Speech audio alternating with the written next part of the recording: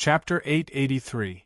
Hey, Iron Egg, you're really a newborn calf that isn't afraid of tigers. I told you to move aside. Why didn't you listen? It's just a game, why do you have to be so reckless? After the game ended, Li'er felt refreshed. He came to Iron Egg, who was being helped up by Ching Chumo and the others, and said helplessly. Iron Egg pushed away Ching Chumo and Yuchi Baolin's hands, forced himself to support himself, and cupped his hands towards Li'er. Your Majesty, I'm fine. I just don't want Brother Cho Nyo and the others to lose the game because of me. What are you talking about? Iron Egg. Although we lost this game, it's definitely not your fault. It's us who didn't defend well. Besides, a loss is a loss. Isn't it just that there's no football? Everyone doesn't care, right? Baolin? As soon as Iron Egg finished speaking, Ching Chumo came up and said, but why did his last sentence make his heart ache so much? Yes, Cho Nyo is right, isn't it just a football? Iron Egg, don't take it to heart. Yuchi Baolin hurriedly nodded and chimed in. Li'er saw that Iron Egg's injuries weren't very serious, and that Ching Chumo and the others were comforting and taking care of him, so he brought Li Zishuan out of the field. Li Zishuan, I want to promote football in the military. Firstly, it can ease the boredom in the military camp, and secondly, it can train the soldiers to work together. What do you think? Li'er asked as he walked. Li Zishuan was a little surprised. After thinking for a while, he said, Your Majesty, when you say to promote football, are you referring to today's Kung Fu football? Of course. This way, it can also train the soldiers' martial arts. Li'er chuckled and said. Li Zishuan said seriously, Your Majesty, the reason why I forbade the players from using martial arts on the field was because I was worried that the players would get hurt. But now that Your Majesty wants to promote this kind of Kung Fu football, it's fine if it's a small fight like today. But if there's a grudge between the players, it's very likely that there will be deaths and injuries after the game. In this way, it's against my original intention of inventing football. So if Your Majesty decides to promote football in the military, we have to guard against this problem. After all, every soldier is a citizen of the Great Tang. Football was a highly entertaining sport, but at the same time, it also contained violence. Even if it was an ordinary football game, it was easy for players to get injured. In his previous life, Li Zishuan had heard the news of a goalkeeper being kicked to death by the opposing team's striker in the Swiss Serie B League.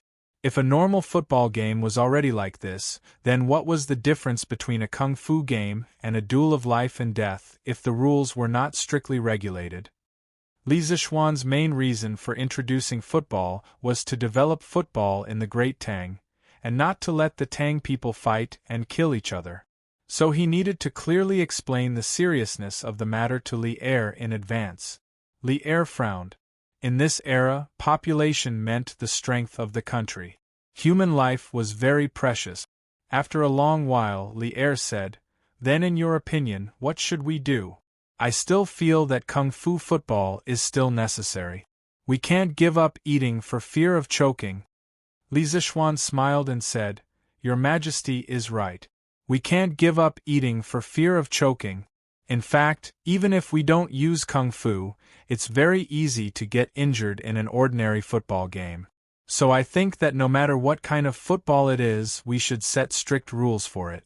Those who comply will be rewarded, and those who violate will be punished. As long as we can guarantee that there won't be any intentional injuries due to personal grudges on the field. What he meant was that he didn't need to care about how others played football in private. He couldn't blame others for playing football in private, could he? Then what about those people who sold swords and sabers? In terms of danger, football was less dangerous than swords and sabers, right? Yes. Then we'll do as you say. Li'er nodded in agreement. Then he glanced at Li Zishuan and said, You were the one who created football. I'll leave this matter to you. Within 3 days, set the rules for both types of football games and show them to me. Li Zishuan's face darkened. He really didn't know if he should curse. Cough cough. There was no need to ask. He definitely couldn't say it. He rolled his eyes and said, "I'll obey your orders. But I feel that no matter how good the rules are, to fully implement them, there must be a department to supervise. Otherwise, no matter how good the rules are, they will become empty words." When he squatted, Li'er knew what he was going to say. Old Li rolled his eyes and said unhappily with his hands behind his back, "If you have something to say it quickly. Don't beat around the bush with me." Li Zishuan smiled awkwardly and said, "Cough, cough. What I mean is, if your Majesty really wants to promote football, not only must there be a set of rules for football games, there must also be a department to supervise football games. A while ago, I was thinking of using Yanhuang College's name to set up a football association to manage football games and players' rewards and punishments. So, Your Majesty." Li'er looked at Li Zishuan lightly and said with a smile that wasn't a smile, "You want to let the entire Tang Empire's football games to be managed by your football association?" Li Zishuan didn't care about modesty at this time. He nodded and said, "That's right. In the future, I plan to promote football in the entire Tang Empire. Every year, football leagues will be held regularly. When the time comes, as long as you are a football enthusiast, you can sign up to participate. As for people from other countries, if Your Majesty allows, they can also participate. After all, this way we can also exchange the feelings between the two countries." Li Tai, who was tailing behind the two of them, had a bright light in his eyes. He really wanted to shout, "This idea is great." The little fatty was undoubtedly excited.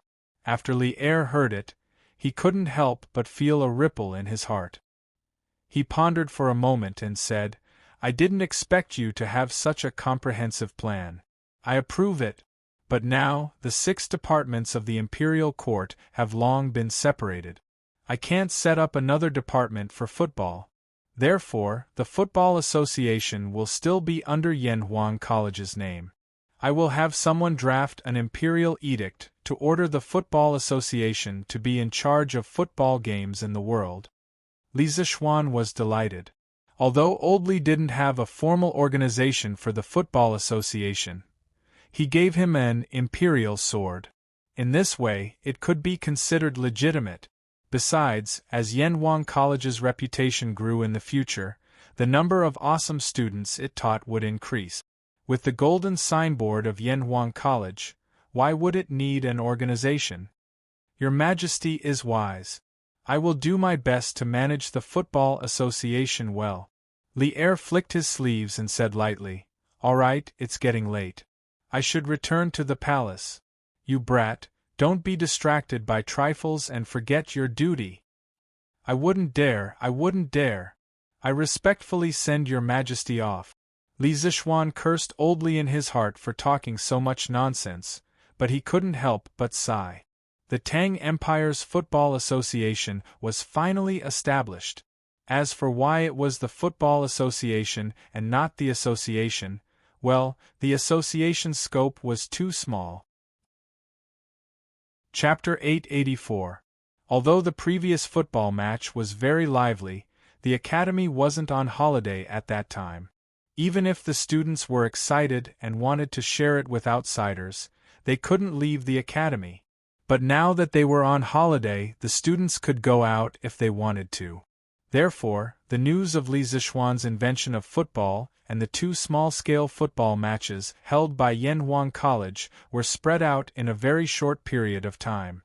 But what made Li'er helpless was that when Wei Jing found out that he went to Yanhuang College to play football with the students, he went to the palace and scolded him. It was said that after Wei Jing scolded him and left, several cups and vases in the Sweet Nectar Hall were broken. In order to let more people know about this new sport, Li Zishuan first wrote an article on the front page of Tang Daily to introduce the rules of football.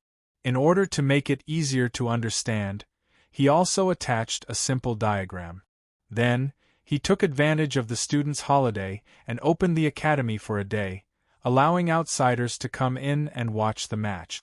As for the players on the field, they were all students with good football skills. Wow! This Yenhuang College is really impressive. Isn't that so? It said that Duke Yong and spent hundreds of thousands of strings of cash for this academy. Hiss. So much money? Hey, don't make a fuss. We're here to watch the football match today. It's not too late to watch the academy after the match. At noon that day, people who saw the news from the newspaper came one after another. There were men, women, old and young.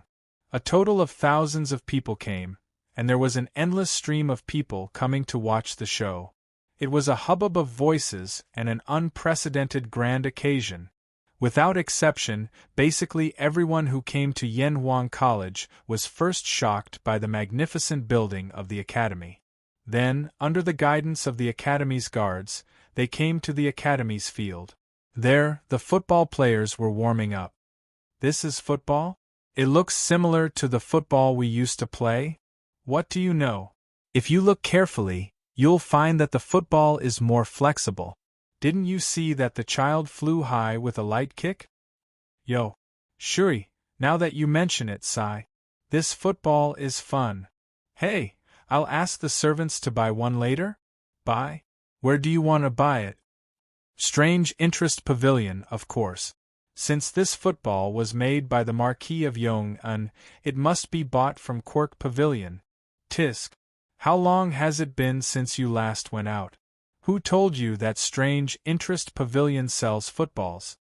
Today was the first time Yenhuang College was officially opened to the public. There was no lack of nobles present. Xiao Shui, the eldest grandson of the current Prime Minister Xiao Yu, was also present. This guy just got married not long ago. Recently, he was so bored that his balls hurt. How could he be indifferent when he heard that Yenhuang College was going to have a good show? I haven't been paying attention to these things lately. Why? Shui, are you saying that Strange Interest Pavilion doesn't sell this thing? How is that possible? The other man said in disbelief. Xiao Shui curled his lips and said, Why not? This football is so rare. At present, only the academy has them.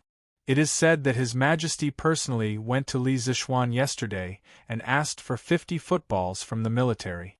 He said that the military will also implement this thing in the future. There's going to be football in the military? That's great. I'll ask my father to get me one later. Lingwu, you should stop thinking about this. There are only 50 footballs in total, but they have to be distributed to the hundreds of thousands of soldiers of the 16 guards. There's not enough to go around in the first place. If you continue to think about it, you'll definitely cause trouble for your father. Xiao Shui's expression turned serious when he heard this and warned him. It turned out that the young man next to him was Chai Lingwu. His father was the general of the right, Chai Xiao, and his mother was Princess Ping Yang. He was a relative of the emperor and had an illustrious family background. However, this kid was clearly not someone who knew his place. Otherwise, he would not have rebelled with Princess Gao Yang and Fang Yai in the 4th year of Yonghui. In the end, he died without a complete corpse. This could be inferred from his words just now. Hee Shui, aren't you too cowardly? At worst, I'll just return it when I'm done playing with it, right? Would His Majesty do anything to my father because of a football? Chai Lingwu said with a disdainful smile. Xiao Shi shook his head and did not try to persuade him anymore. Coincidentally, the game also started at this moment. Although the crowd who came to watch the fun today had seen the introduction of the rules of the football game in the newspaper, it was their first time seeing a real football game. The feeling was still different. Beep. As a Yamacho from Yenhuang College, Li Zishuan naturally could not be the referee every time. Today's referee was the bearded man. As the only martial arts instructor, physical education teacher, in Yenhuang College, he naturally had to take the field for this kind of thing. The bearded man blew the bamboo whistle, and the game officially began. Boom! Iron Egg kicked off, and Wang Meng dribbled the ball deep. The opposing players immediately came up to snatch the ball. A fierce competition officially began. The players on the field today did not have prominent students like Li Tai, Li Chengqian, and Li Ku. They were basically all ordinary students. After all, with so many outsiders present today, it would be beneath Li Chengqian and the others to play in person. It was the first time that the spectators had seen such a novel way of playing football. At first, they were not used to it, but after a while, they could not help but cheer loudly. Good. This pass is too King beautiful. Wow. This pass is too awesome. Who's this student? The ball went in. Awesome. That kid is too good. He can kick it even from so far away. Godly. That pass is too accurate, right? It passed half the field and still reached his teammates' feet. Are all Yanhuang College students so good at football?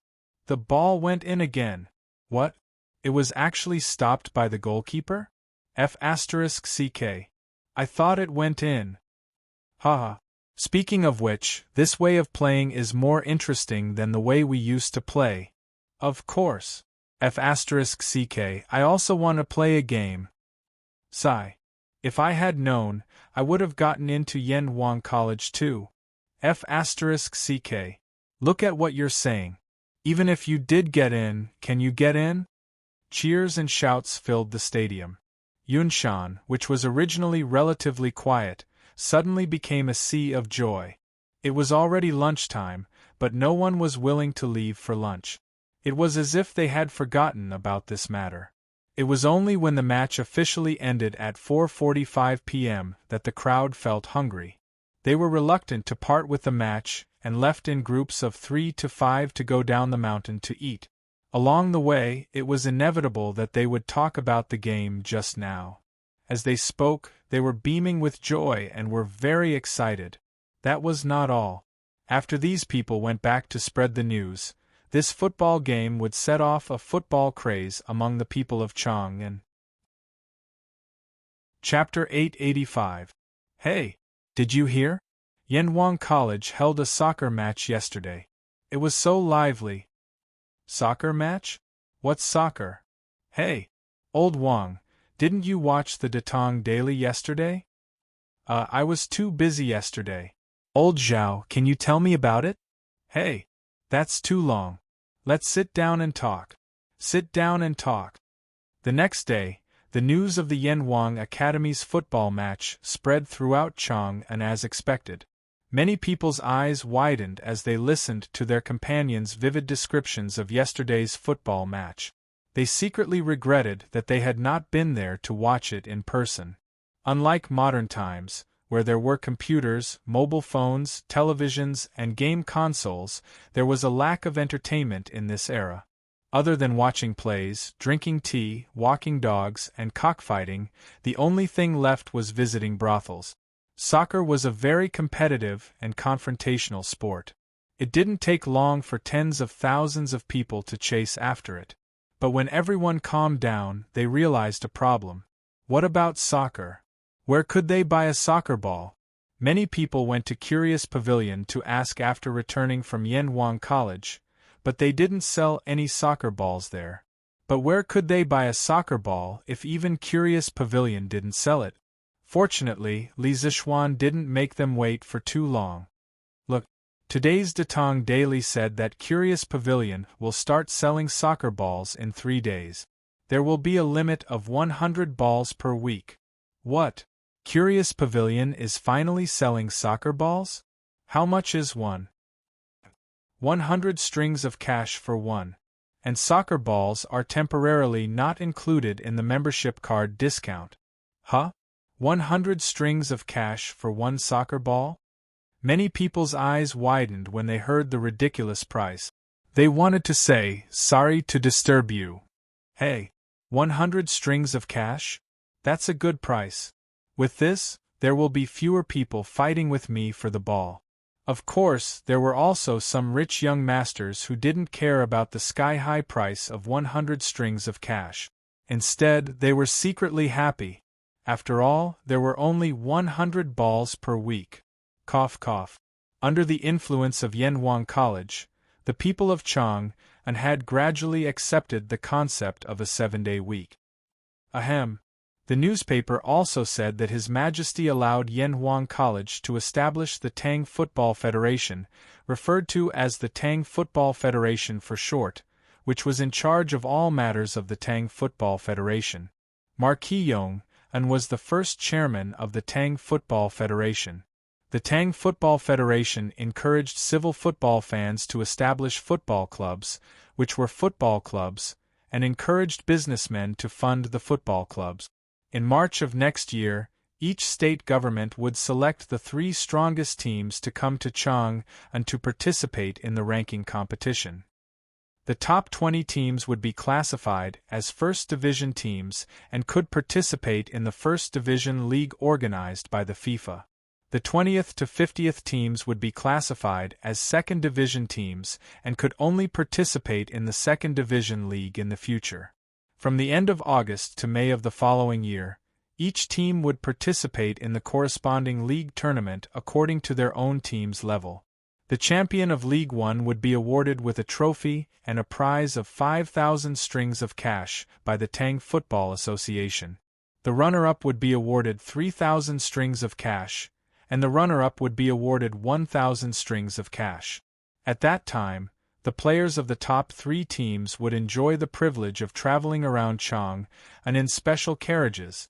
At the end of every season, the bottom 3 First Division teams would automatically be relegated to the Second Division League of the following year, while the top 3 teams of the Second Division League would be promoted to the First Division League of the following year.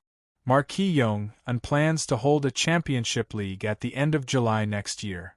The top 10 teams of First Division teams would be able to participate.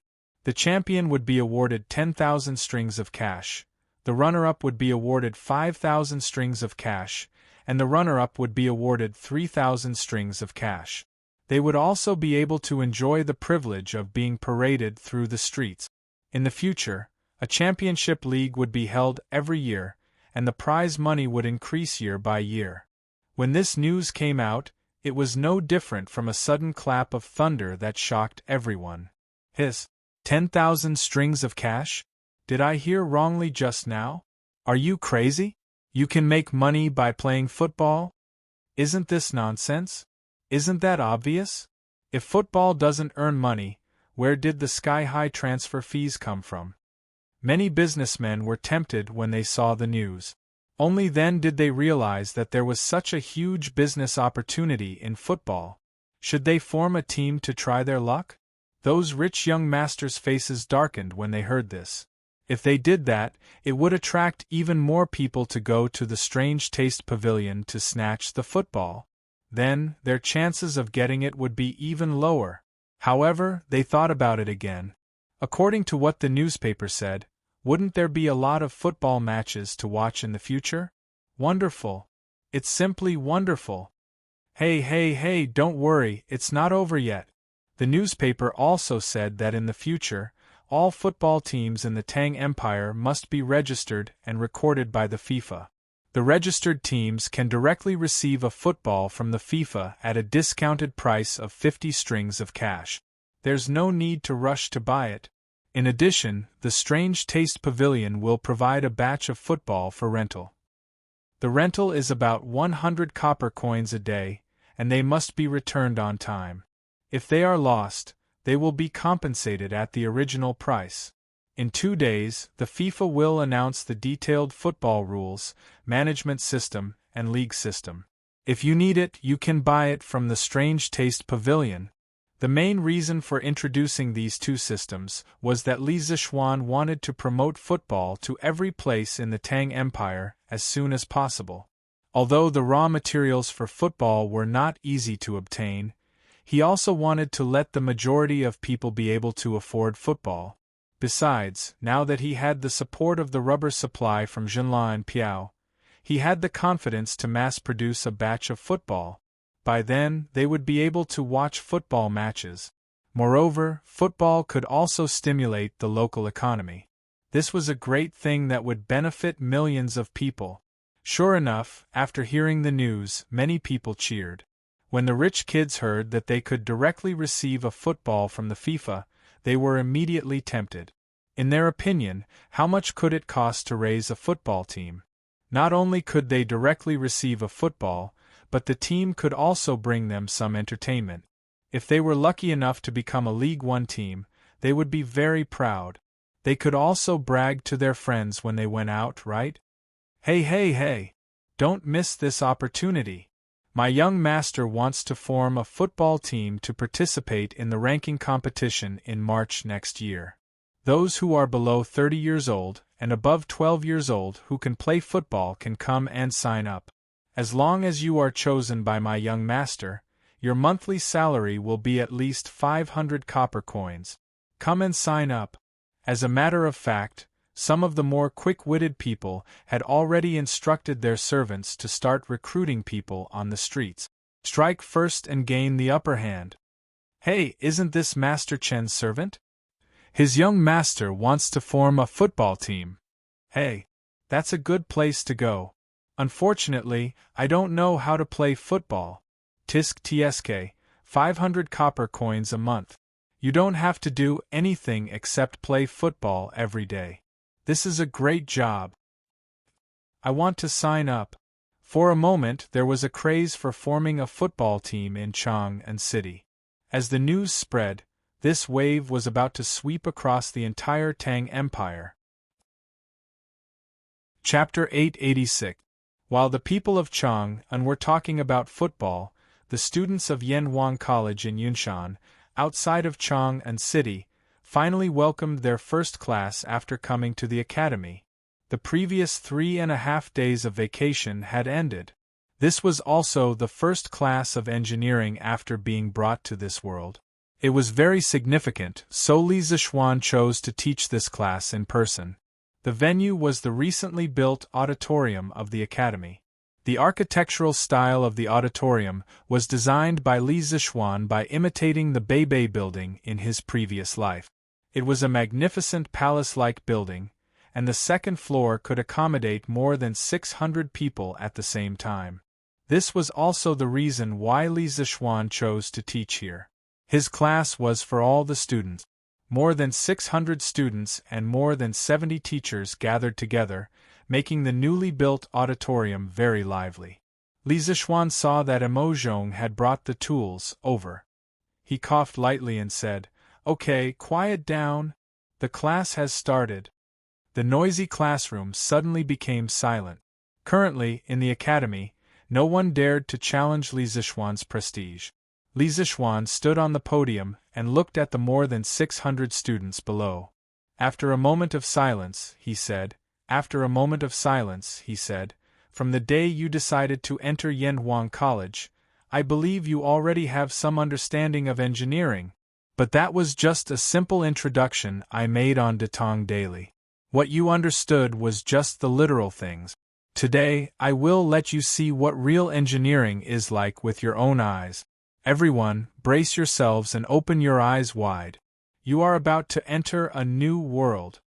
Seeing that Li Zixuan was so serious, the students all raised their spirits and stared at the podium without blinking, afraid that they would miss some magical phenomenon. The teachers of the academy also looked at Li Zixuan curiously. Today they came to listen, mainly because they wanted to learn from Li Zixuan's teaching style. According to the rules, the academy would have a title evaluation at the end of the year. Who didn't want to improve their title quickly? On the podium, Li Zixuan smiled unhurriedly and asked first, "Everyone here has learned mathematics. Do you know what the ancestral ratio is? If you know, raise your hand and answer." Zhu Chongji was the first to calculate the value of pi to 7 decimal places in the history of mathematics in the world. This achievement was ahead of the world by nearly 1,000 years. Later generations advocated that the ratio of the circumference to the diameter of a circle be called the Zhu ratio, which was the predecessor of pi. As soon as he finished speaking, 40 to 50 students below the stage immediately raised their hands. Li Zixuan casually pointed at a skinny student and said, "This student, why don't you say something? By the way, tell me your name." Although he had the ability to remember everything he saw, he had never taught a class before. How could he know the names of all the students? When the student was pointed out by Li Zixuan, he didn't have stage fright. Instead, he was faintly excited. He stood up and saluted Li Zixuan, saying, "Student Sun Zhongji." In response to Mr.'s question, it has been recorded in the fixing technique that the ancestral rate is approximately 3.1415926 to 3.1415927. Li Zixuan nodded and continued to ask, "Not bad. Then do you know how this result is calculated?" That student's face suddenly became awkward. He thought for a moment and shook his head. Teacher, I forgot about this. Haha, it's okay. It's already very good. Sit down first."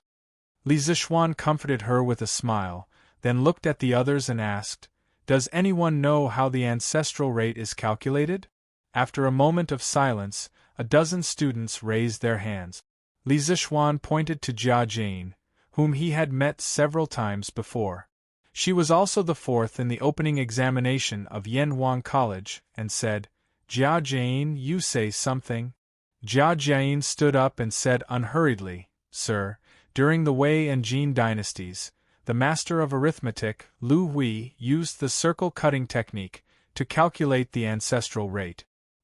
He first calculated from the inside of the circle to the inside of the circle to the inside of the circle to the outside of the circle to the outside of the circle to the outside of the circle to the outside of the circle to the outside of the circle to the outside of the circle to the outside of the circle.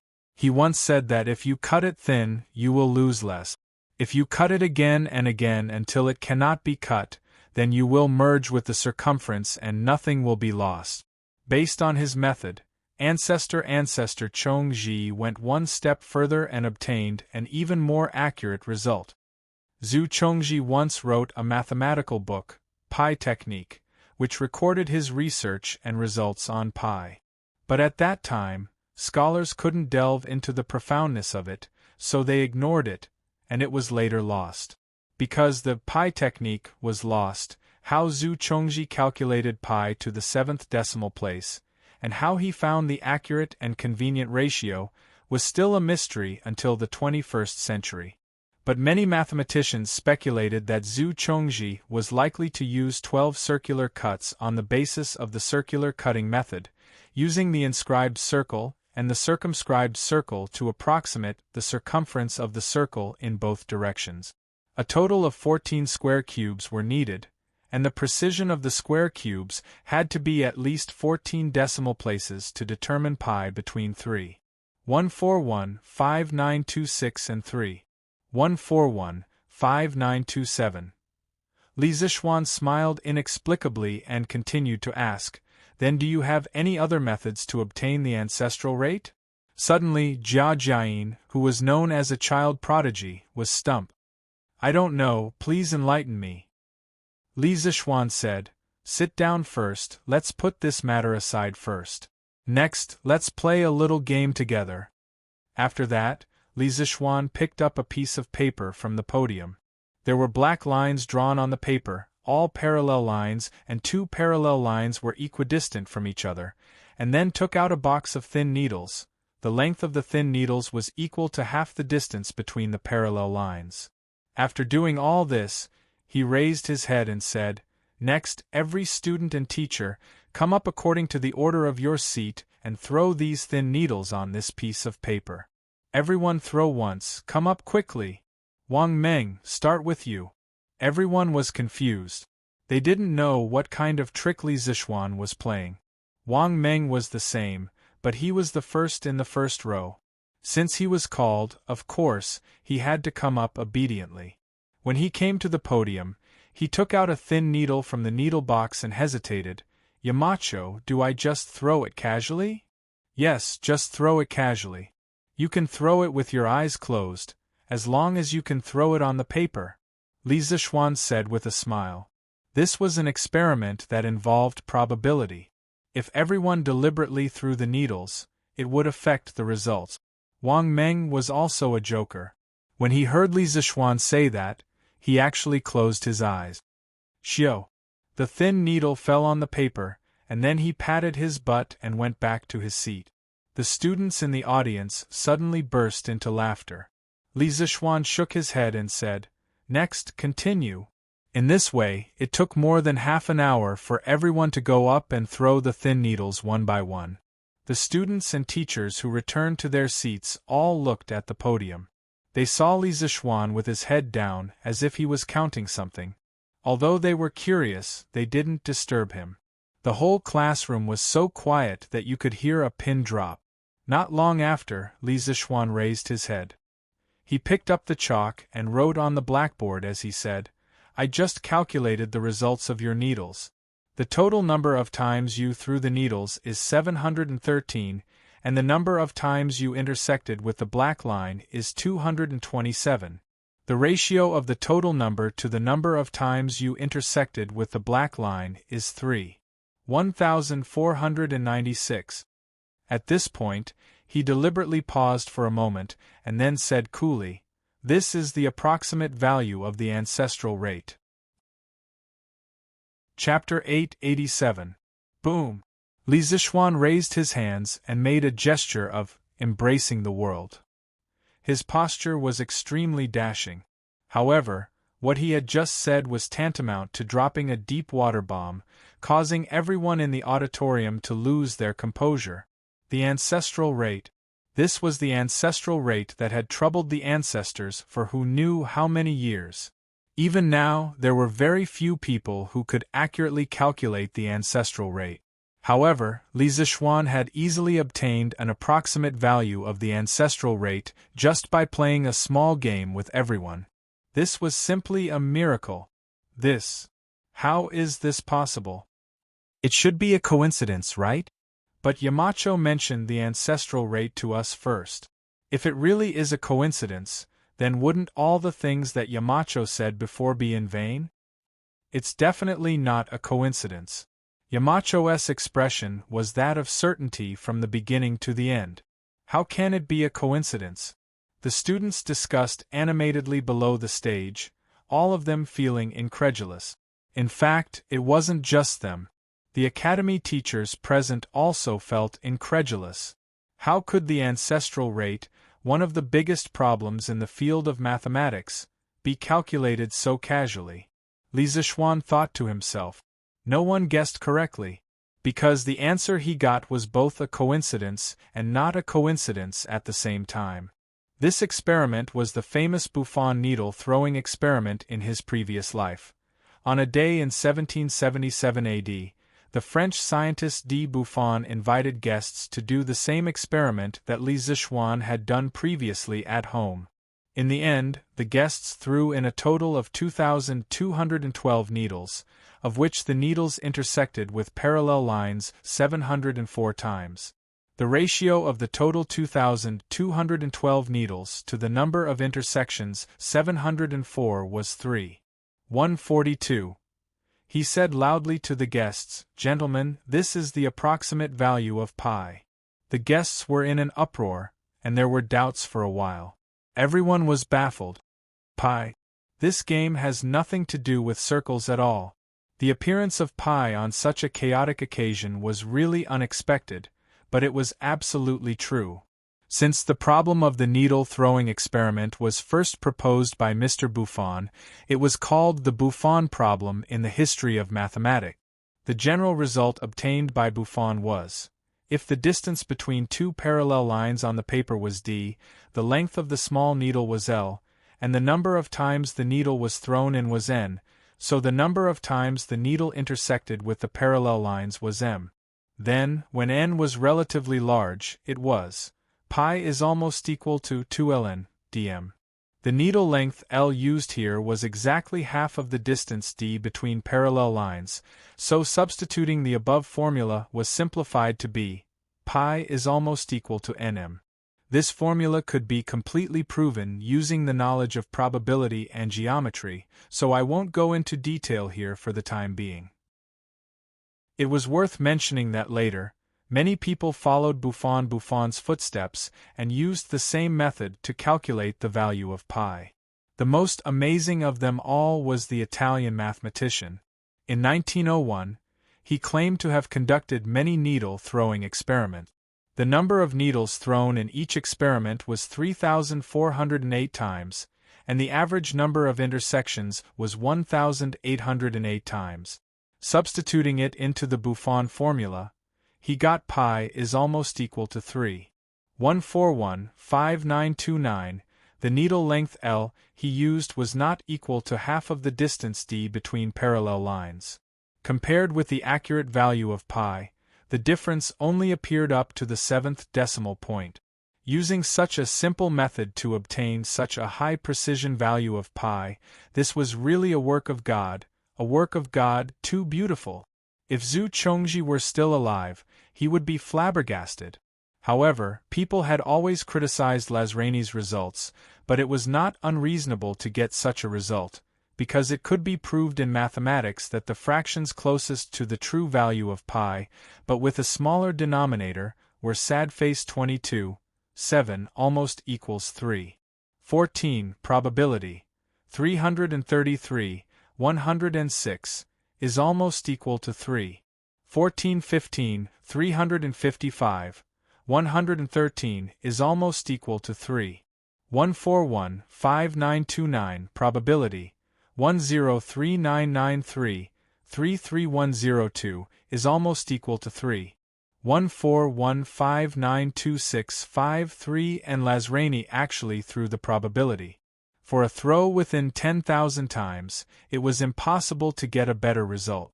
No wonder many people doubted, could it be such a coincidence? But most people thought that Lazrani was really lucky, because he had been diligent and cautious all his life. As for the truth, there was no way to investigate it now. Therefore, the result that Li Zishuan had just obtained was both a coincidence and not a coincidence. If he had been unlucky, the error in the result would have been slightly larger, but not by much. This was a probability problem. In the auditorium, Su Hongji, who had been studying mathematics for most of his life, was the most shocked person. At this moment, he did not care about being polite. He instantly stood up from his seat and walked directly to the podium. Halfway there, he realized that he had been rude. He quickly bowed to Li Zishuan and said, "Yamacho, can I go up and take a look?" "This. I don't mean anything else. I just want to go up and take a look with my own eyes." The second half of his sentence seemed to be a cover-up. After all, if he had not seen such a miracle with his own eyes, he would never have believed it. Li Zishuan was amused. "Is this old man still suspecting that I cheated?" So he laughed and said, "Mr. Su, if you want to take a look, please come up and take a look. Not only that, other teachers or students who have doubts can also come up and take a look. Be careful not to touch the podium and mess up the position of the thin needles." "Thank you, Yamacho." As soon as he finished speaking, a few people immediately came up from below. There were students and teachers from the academy. Li Tai was also among them. Several doubters quickly came to the podium and began to count the thin needles that fell on the parallel lines on the paper. 1, 2, 3, 225, 226, 227. There are exactly 227 thin needles on the black line. After a quarter of an hour, 4 or 5 doubters walked up to the podium and counted the numbers. They could not help but exclaim. Su Hongji was completely convinced at this moment, but he still could not understand how a simple game could be related to the ancestral rate. So he looked at Li Zishuan next to him and said excitedly, "A few years ago, my teacher had also used the circle cutting technique to calculate the ancestral rate. However, after 3 days of calculation, only the first 4 digits after the decimal point were exactly the same as the ancestral master's calculation. Many times, if one careless miscalculation was wrong, it would lead to a complete miscalculation. Today, Yamacho casually played a game and accurately calculated the first 3 decimal places. I am deeply impressed. I wonder if Yamacho can explain the principle to us?" At this moment, everyone's eyes were on Li Zishuan. Obviously, they also wanted to know the theory behind this. However, Li Zixuan smiled and said, "Everyone, please go back to your seats first. Let's put this question aside for the time being. I will play a small game with you. F***ck your game. We want to hear the truth." When everyone heard this, they almost vomited blood. They were all going crazy in their hearts. However, Li Zixuan was the one who spoke. If he did not want to say it, they could not find someone to beat him up and force him to say it, right? Who in the auditorium had the guts to do that? Besides, who could beat him? Therefore, they could only sit down obediently and wait to see what Li Zixuan would do next. Chapter 888. Emo Zhong, come here. Li Zixuan, who wanted to play a new game, didn't move immediately. Instead, he called out to the dumbfounded Emo Zhong next to him. Here. Emo Zhong quickly recovered from his shock and ran to Li Zixuan's side. He bent his back and looked like he was all ears. Li Zixuan leaned over to Emo Zhong's ear and whispered something. Then, "Huh? Yamacho? This. You're not joking with me, right?" Emo Zhong's eyes widened. His mouth was open so wide that an egg could be stuffed in. "Who has the time to joke with you? Hurry up and go," Li Zixuan said in annoyance. Everyone was a little confused when they saw this. They didn't know what Li Zixuan had instructed to make Emo Zhong show such an expression. However, their doubts didn't last long. About half a cup of tea's time after Emo Zhong ran out, the crowd noticed something unusual, and cries of surprise rose from all directions. Emo Zhong had actually run up to the roof and started to peel off the tiles. There was a saying that went, "If you don't teach me a lesson for 3 days, I'll peel the tiles off the roof." The teachers and students in the audience couldn't help but wonder in their hearts. Did Emo Zhong lose his mind? He actually dared to go up to the roof and peel off the tiles? "Yamacho, do you think it's okay to peel off this tile?" Emo Zhong, who was on the roof, leaned over and shouted to the people below. It was only then that the students and teachers in the auditorium understood that Li Zixuan had instructed Emo Zhong to peel the tiles off the roof. They couldn't figure out what Li Zixuan meant by this and couldn't help but discuss it among themselves below. "No. Move it a little further back." Li Zixuan glanced sideways and then replied, "Yes." Emo Zhong, who was on the roof, had no choice but to cover the tile that had been peeled off. He then peeled off another tile and asked, "Yamacho, is this okay?" "It's okay." Then I'll go down. Stay up there first. I'll need you later." The strange conversation between the two shocked everyone. Fortunately, after saying this, Li Zixuan finally became normal. He took out a piece of bright triangular glass from a box on the podium and said to the people in the audience, "This is the first time I've heard of your name. I've heard of your name before. Does anyone know what color the sun is?" The Academy's first volume of physics textbooks didn't cover optics. Do you still need to ask? Of course, the sun is white. Ching Chumo couldn't help but laugh. It's obviously red. The sun in the morning, how can it be white? Another student retorted immediately. What red? It's obviously yellow. Can't you tell the difference between red and yellow? After a while, there was an uproar. Li Zixuan coughed softly and said, "Okay, quiet down. There's no need to argue. Next, I'll show you what color the sun is." The students immediately quieted down. They held their breath and stared intently at the podium. Li Zixuan first set up a stand on the podium with white paper pasted between the stands, acting as a white screen. Then, he faced the sun with the triangular glass. At this time, everyone understood why Emo Zhong went to the roof to remove the tiles. It was to let the sun in. A magical scene appeared. "Okay, do you see what it is?" Li Zixuan pointed at the white screen on the podium and laughed. "Wow!" The teachers and students were in an uproar. They actually saw a 7-colored light spot appear on the white paper. Wasn't that a rainbow? A rainbow? It's not raining. How can there be a rainbow? Yes. It's still sunny today. It's a miracle. Yamacho can actually create a rainbow? No. Yamacho must be trying to tell us that the sun is 7-colored. How is that possible? Why is the sun white when I see it? What white? It's obviously yellow. It's red. The students were amazed for a while. Then, a few of them began to argue again. Li Zishuan said, "Quiet down. Through this little game, I want to tell you that many times, what you see with your own eyes may not be true. Take sunlight for example. Some of you think it's white, red, yellow, or even transparent. But what about the truth? He was a mixture of 7 different colors. Another example, have you ever thought about what kind of substance light is? Is it as illusory as sound, or is it like the rice and flour that we eat? Is it a substance that exists?" When everyone heard this, they all fell into deep thought. After a while, a skinny student stood up and asked, "My name is Li Yen. I'm Yamacho. What is light?" "Li Yen, this is Li Chuanfeng's son." Li Zishuan's heart skipped a beat. He had seen Li Yen on the entrance exams report card and knew that this kid was Li Chuanfeng's son.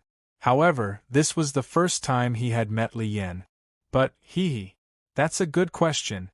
But let's put this question aside for now. Next, I'll play a little game with you. It was Li Zishuan who revealed a mysterious smile again, and then said with a cheap tone, "Li Yen." Even as a Taoist, Li Yen, who had been cultivating his body and mind for many years, could not help but jump up and down at this moment. He opened his mouth, wanting to curse, but after thinking about it, he sat back down. If he was like this, the rest of the students would be even worse. "Yamacho, please explain it to us first." "That's right. Explain it clearly before we play the game." F***ck this again. You only know how to play games. Play your sister's game. This was what Li Tai, the king of younger sisters, muttered in private. Li Zishuan's face turned serious as he gestured with his hand and said, "Quiet down. A good meal isn't afraid of being late. Haste makes waste. What's the hurry? All of you, take a good look and learn." Seeing that Li Zishuan was about to explode, the students wisely shut their mouth. "Emo Yun, pass this to Emo Zhong." Li Zishuan took out a wooden board, there was a small hole in the board, and passed it to Emo Yun as he ordered. Then, he ordered the students to close all the curtains. There were glass windows in this hall. At this time, Emo Yun had already brought the wooden board to the roof, and passed it to Emo Zhong. "Emo Zhong, use the wooden board to cover the hole in the roof." Li Zishuan ordered again. Emo Zhong did as he was told. Suddenly, the entire hall was plunged into darkness. Only Li Zishuan's side had a very thin beam of light, which looked very conspicuous. Then, everyone heard Li Zishuan say, "I'm holding a piece of paper in my hand now.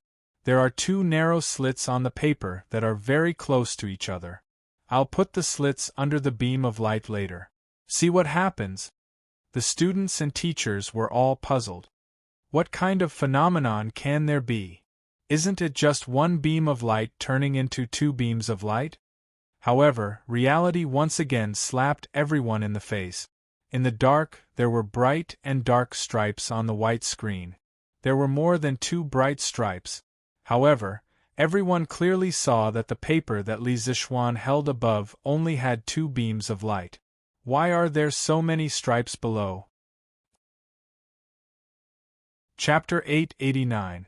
In the early days of the development of optics, the interpretation of color was particularly difficult.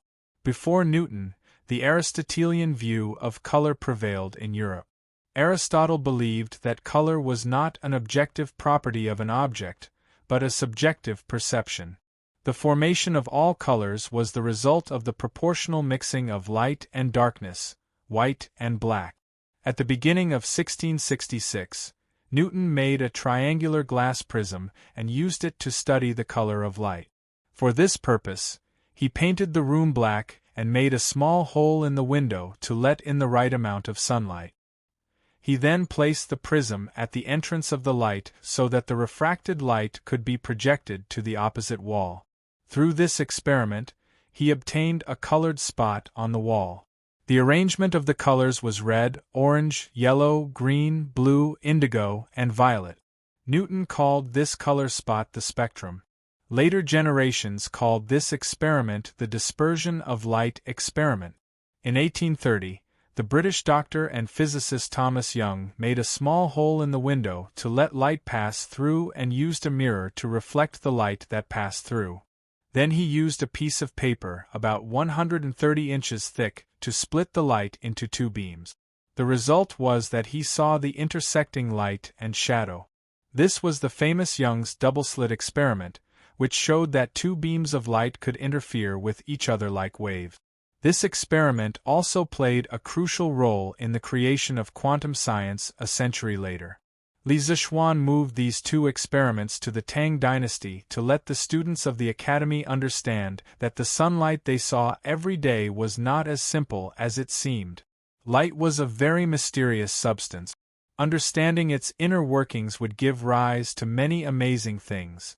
At this moment, the curtains in the auditorium were drawn, but most people were still in a daze. They could not understand why there were only two beams of light, but it seemed like there were many beams of light shining on the paper. How did Li Zixuan do it? Yamacho, how did that just? A student could not help but stand up to ask the truth, but halfway through, he stopped because he felt that Li Zixuan would definitely beat around the bush like before. Sure enough, Li Zixuan waved his hand and said, "Let's put this aside first, I'll take you, let's play a little game." Before the last few words could be said, all the teachers and students in the audience had already helped Li Zixuan say it in unison. Moreover, their voices were so loud and so angry that Li Zixuan, who was on the podium, could only feel a strong sense of resentment rushing towards him. Ahem. So you all knew. Li Zixuan's forehead sweated and said awkwardly. Then he took out two iron boxes and shouted to the side, "Emo Zhong, Emo Yun, you two come here." The two brothers had already come down from the roof, but when they heard that Li Zixuan had something to do again. "Both of you carry one box each. Pay attention to the string in the middle. Don't be too far away from each other. Otherwise, I won't forgive you if you break the string." "Yes, yes, yes, Yamacho." The two brothers quickly agreed and each took a box. "Now you two stand over there." Li Zixuan pointed to the last corner of the auditorium and said.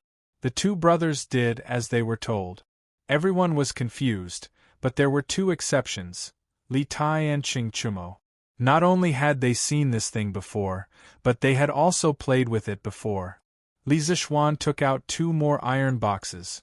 One contained a voltaic battery, and the other contained a telegraph. After the wires were connected, he looked up and said, "The next little game is going to be even more interesting. Have you ever thought that one day, two people thousands of miles apart will be able to send messages to each other?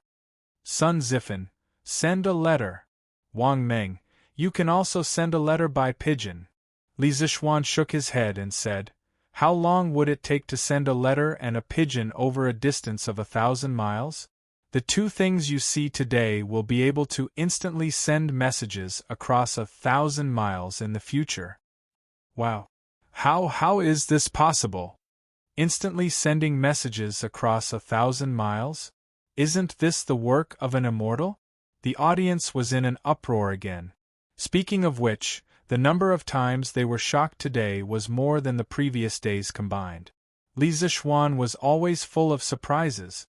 Due to the limited space, let's first do a message transmission experiment with a distance of 10 feet. Next, whatever sound my box makes, Emo Zhong's box will make the same sound. Li Zixuan opened the iron box and started to send the telegraph. Beep beep, beep, beep, beep, 2 short sounds and 3 long sounds.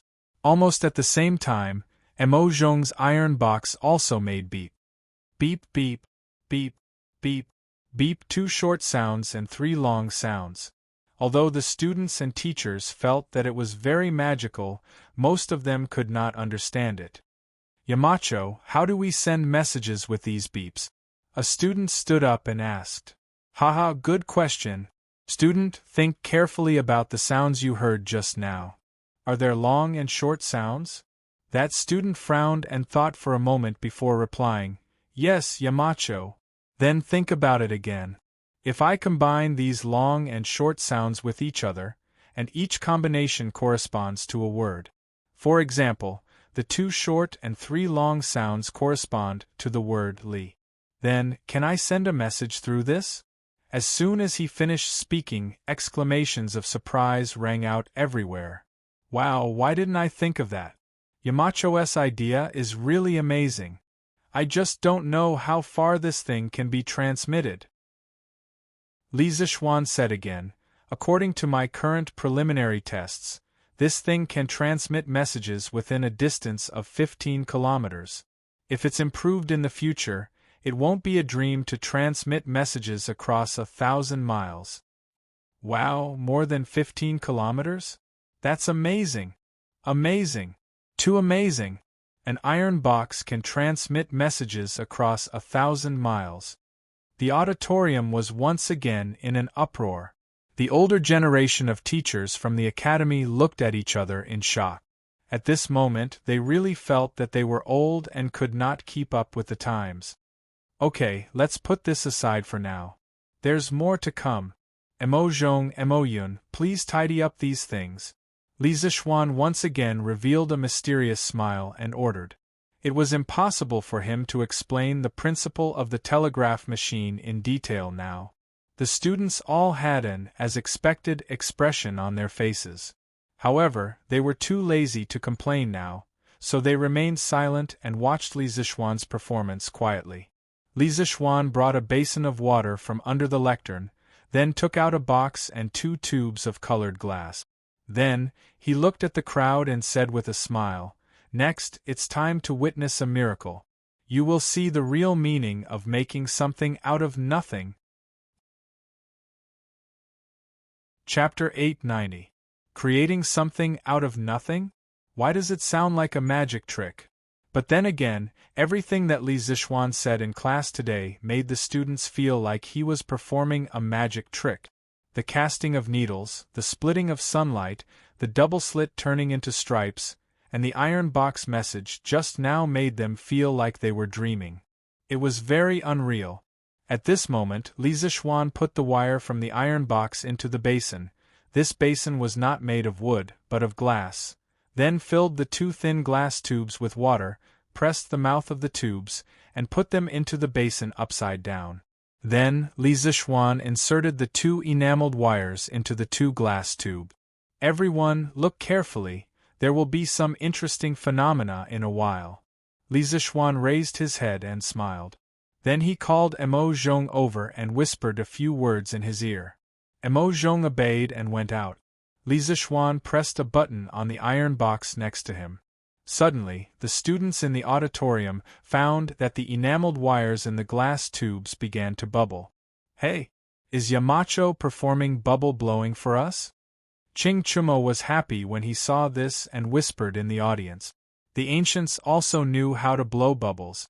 Soak the honey locust in water and cut a thin piece of bamboo, and you can play with bubbles. However, honey locust was too expensive, and not many parents would let their naughty children waste natural resources like this. However, Ching Chumo played with it a lot when he was a child. After about 10 breaths of time, the water in one of the glass tubes in the basin had been completely drained. This tube was filled with hydrogen, but the other glass tube was still half full. Li Zishuan ignored it and let the gas in the glass tube overflow. When the water in the other glass tube was completely drained, Li Zishuan pressed the button on the iron box again, and the enameled wires in the basin stopped bubbling. Yamacho, is this electrolyzed water? Someone in the audience stood up and asked. It was Wang Ji. The experiment of electrolyzing water was mentioned in the first volume of Chemistry of the Academy. However, he had only read the description in the book and had never seen a real person demonstrating it. He had never done it himself because he didn't know where to get electricity. Therefore, it was only now that he felt that he looked somewhat familiar. Mr. Wang, you have a good eye. This is the water electrolysis experiment. Li Zishuan praised, and then said to the students, "The gas in the 2 glass tubes in my hand was formed by the water I just used. It's different from the air you breathe every day." Tisk, what's the difference? The students shook their heads in disbelief. In their eyes, the 2 glass tubes in Li Zishuan's hands were colorless. Weren't they just filled with air? What was so strange about it? Li Zishuan didn't make any more excuses. At this time, Mo Zhong came in with a brazier. Wherever he went, the students all avoided him because it was hot. Li Zishuan didn't mind the heat. He went forward and wrapped his left hand with a wet cloth. He pulled out a red thin iron wire from the brazier, and then put his right hand into the brazier. He held the glass tube filled with gas with his thumb and took it out.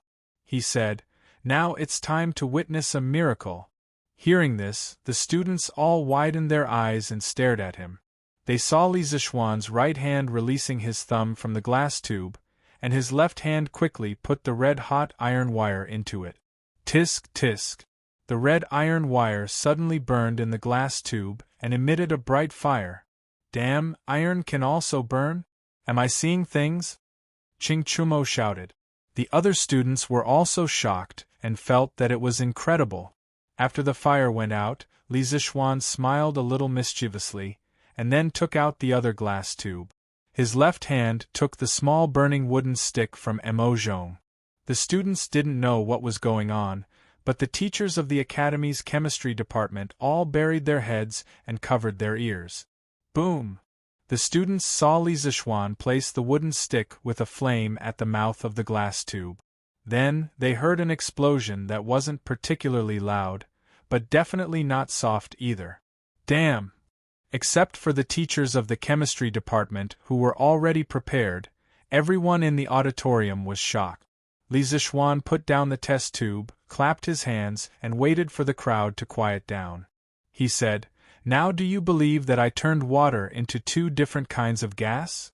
The students were speechless. They thought to themselves, "How could we believe you? Why didn't you tell us in advance before playing with the explosion?" So the electrolysis experiment recorded in the teaching materials is actually real? This old man is convinced. Yamacho is really a genius, Wang Ji said with emotion. Li Zishuan smiled and said, "Mr. Wang, you flatter me." Then he gave Mo Zhong a look, and the latter quickly nodded and turned to go out. A moment later, Mo Zhong moved in something half the height of a person, covered with a red cloth. Mo Zhong moved this big treasure to the podium and left.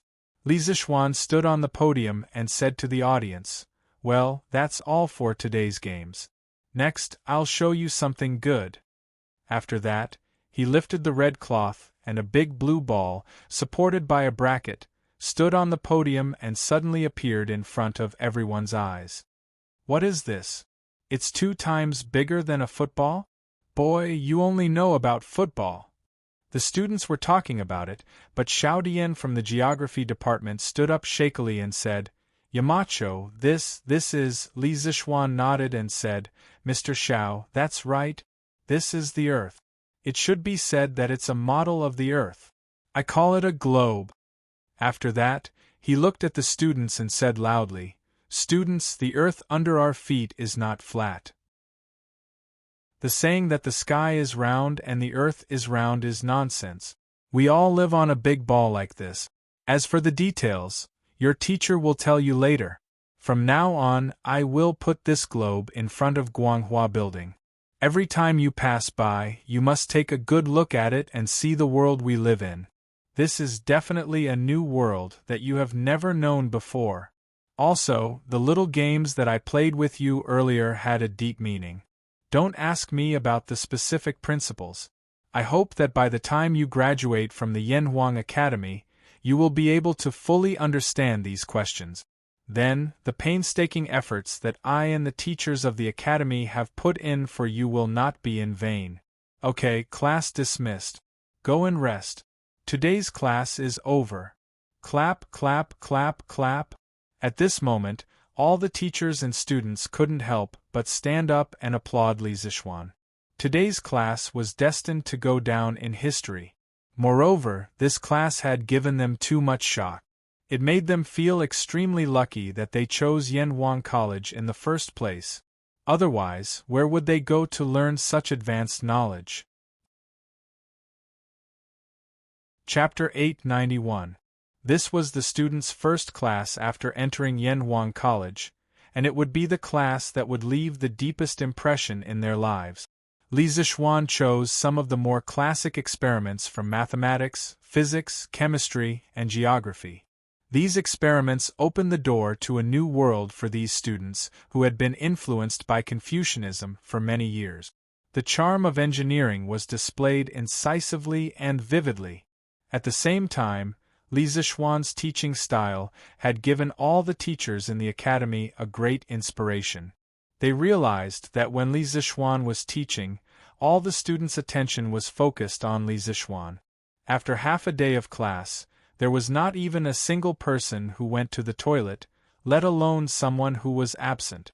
Did the students not want to go to the toilet? Obviously not, because after Li Zixuan announced the end of class, the toilets in the auditorium, oh no, the toilets in the auditorium were all overcrowded.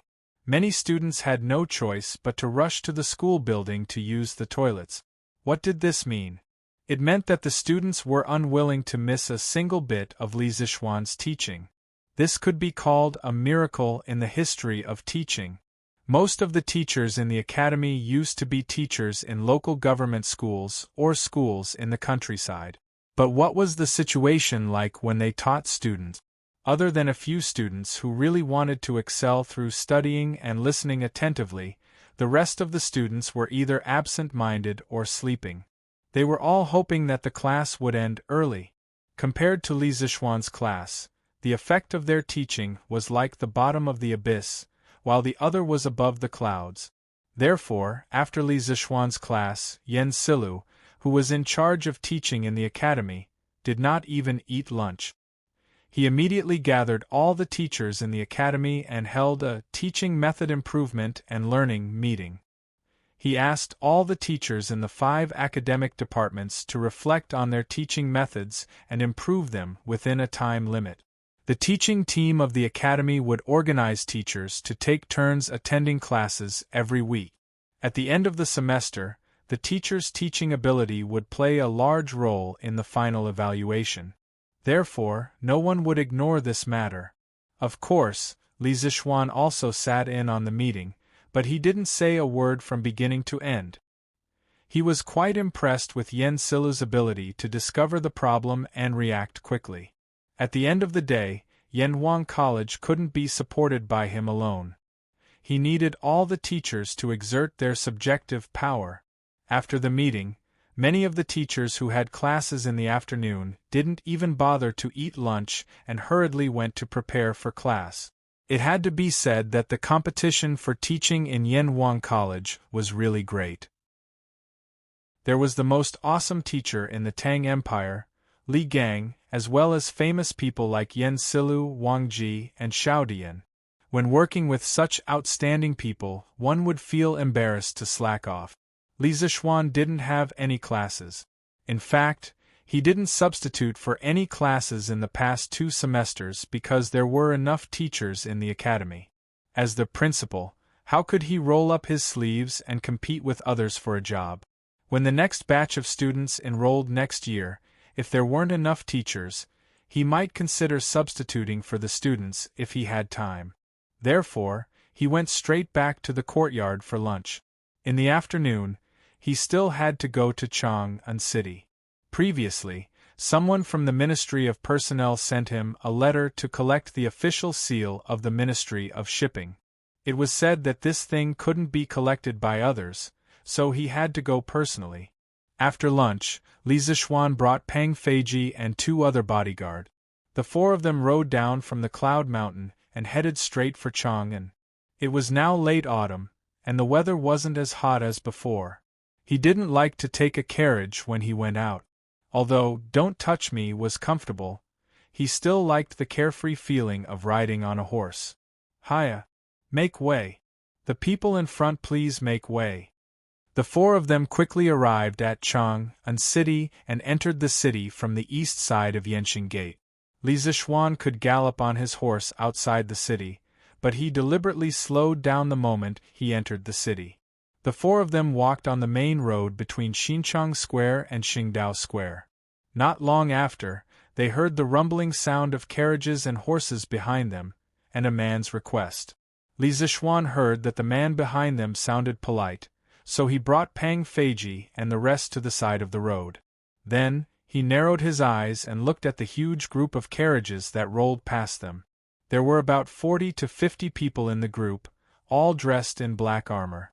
They were all tall and strong, and their hair was disheveled. They looked ferocious. The leading carriage had a large flag hanging on it, and a majestic Feng character was written on it. The caravan whizzed past, and in the blink of an eye, it had left Li Zishuan and the others far behind. Feng? Is there a family of generals with the surname Feng near Chang'an City? Li Zishuan looked in the direction where the carriages disappeared and asked softly. Pang Feiji thought for a moment and answered, Marquis, although there are generals with the surname Feng in the family of generals, I have seen most of them before. From the way they are dressed, they don't seem to be from around Chang'an City, and they are not even from the Central Plains. Li Zishuan raised his eyebrows. Not from the Central Plains? Then why was there such a big group of people traveling? Since he was not in a hurry to go to the Ministry of Personnel, he ordered, Feiji, go to the city gate and ask around. Find out where these people are from. Yes.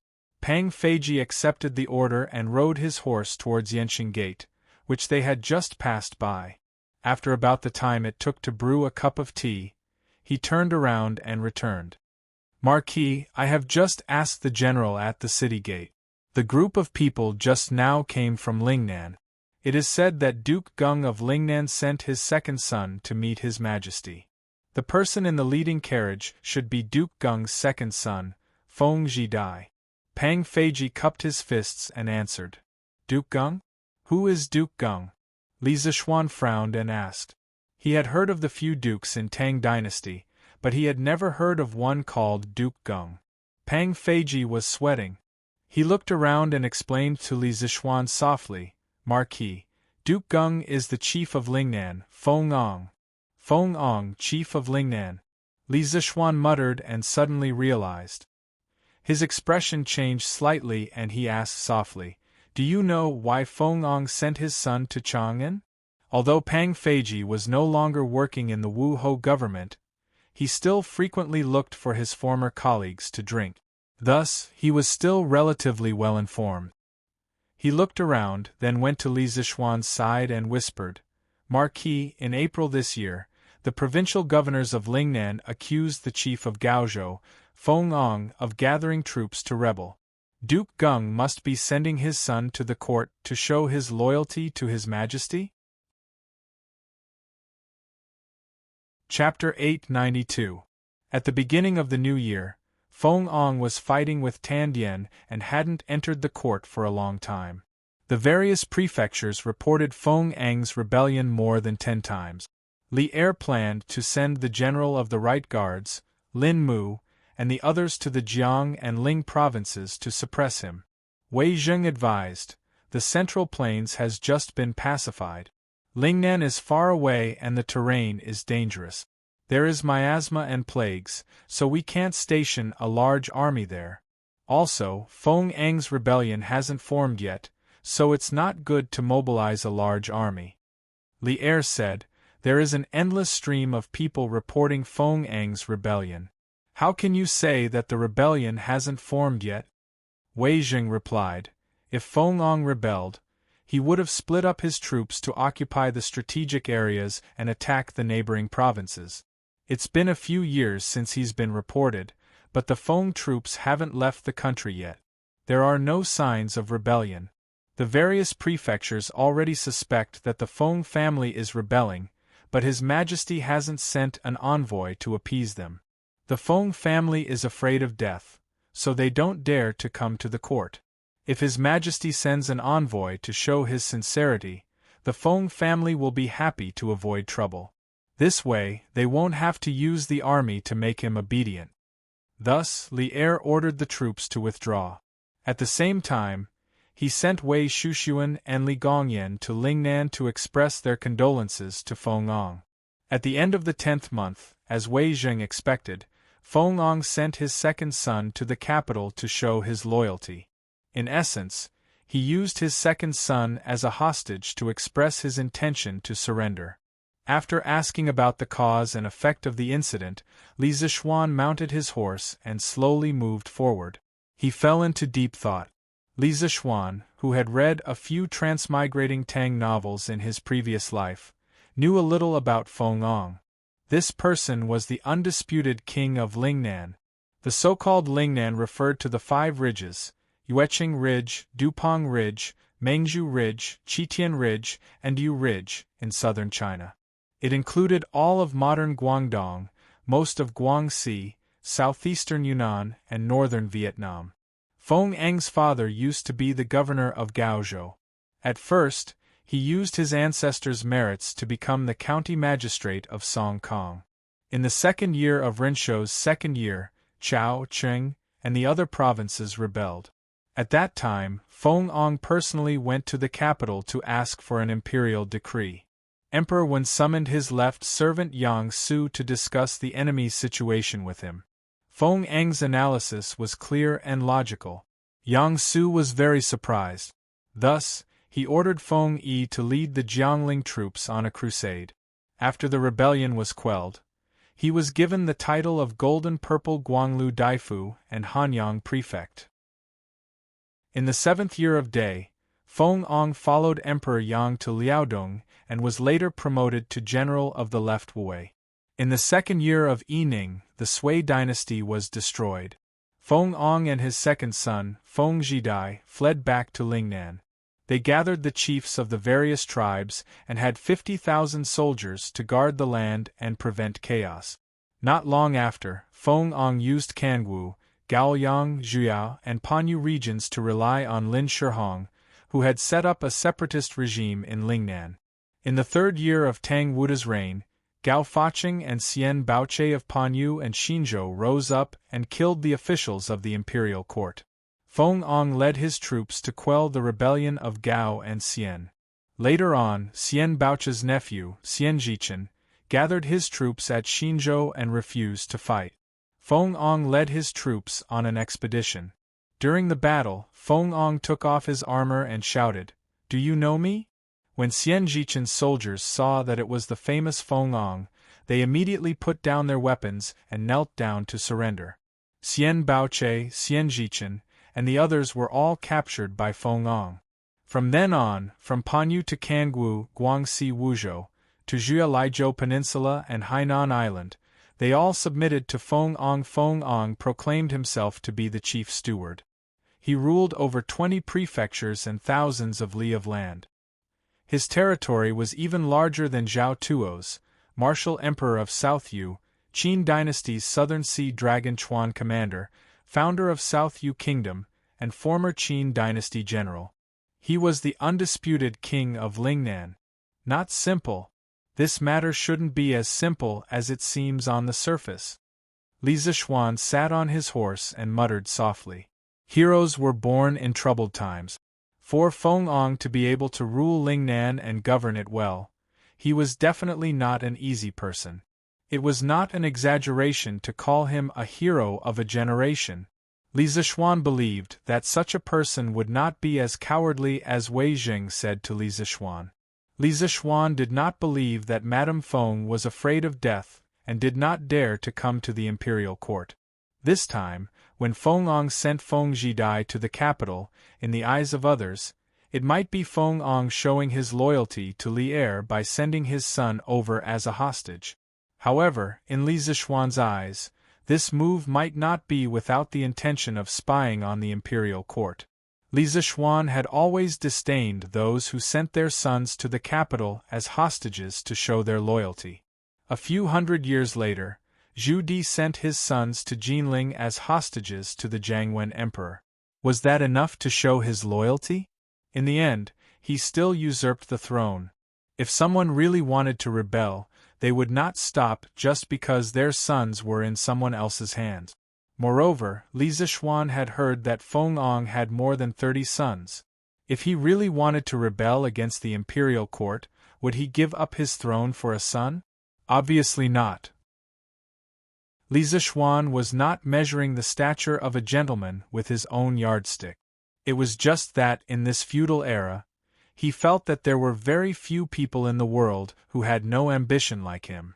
There were even fewer people who had great power but no ambition. Lingnan was a dangerous place, and the emperor was far away. Li Zixuan did not believe that Feng Ong did not have the slightest bit of ambition in his heart. Your Majesty, Feng Ong has sent his second son to Chang'an. He is now outside the palace and asking for an audience. In Ganlu Palace, Li Er had just finished his afternoon nap. Zhao Song hurried in and bowed before he could even warm his seat on the dragon bed. Li Er was shocked. He narrowed his eyes and muttered to himself, "They're finally here." Feng Zhichen and his men had to pass through more than 10 prefectures from Lingnan to Chang'an. As the supreme ruler of the world, there was no way that Li Er did not receive the news in advance. Summon. After a few breaths, Li Er came back to his senses and ordered. "Yes, Your Majesty." After a while, a bronze-skinned, tall, and strong young man walked in. Although he was tall and strong, his clothes and hair accessories made him look like a Han Chinese scholar. Apart from being bold and strong, there was also a hint of elegance.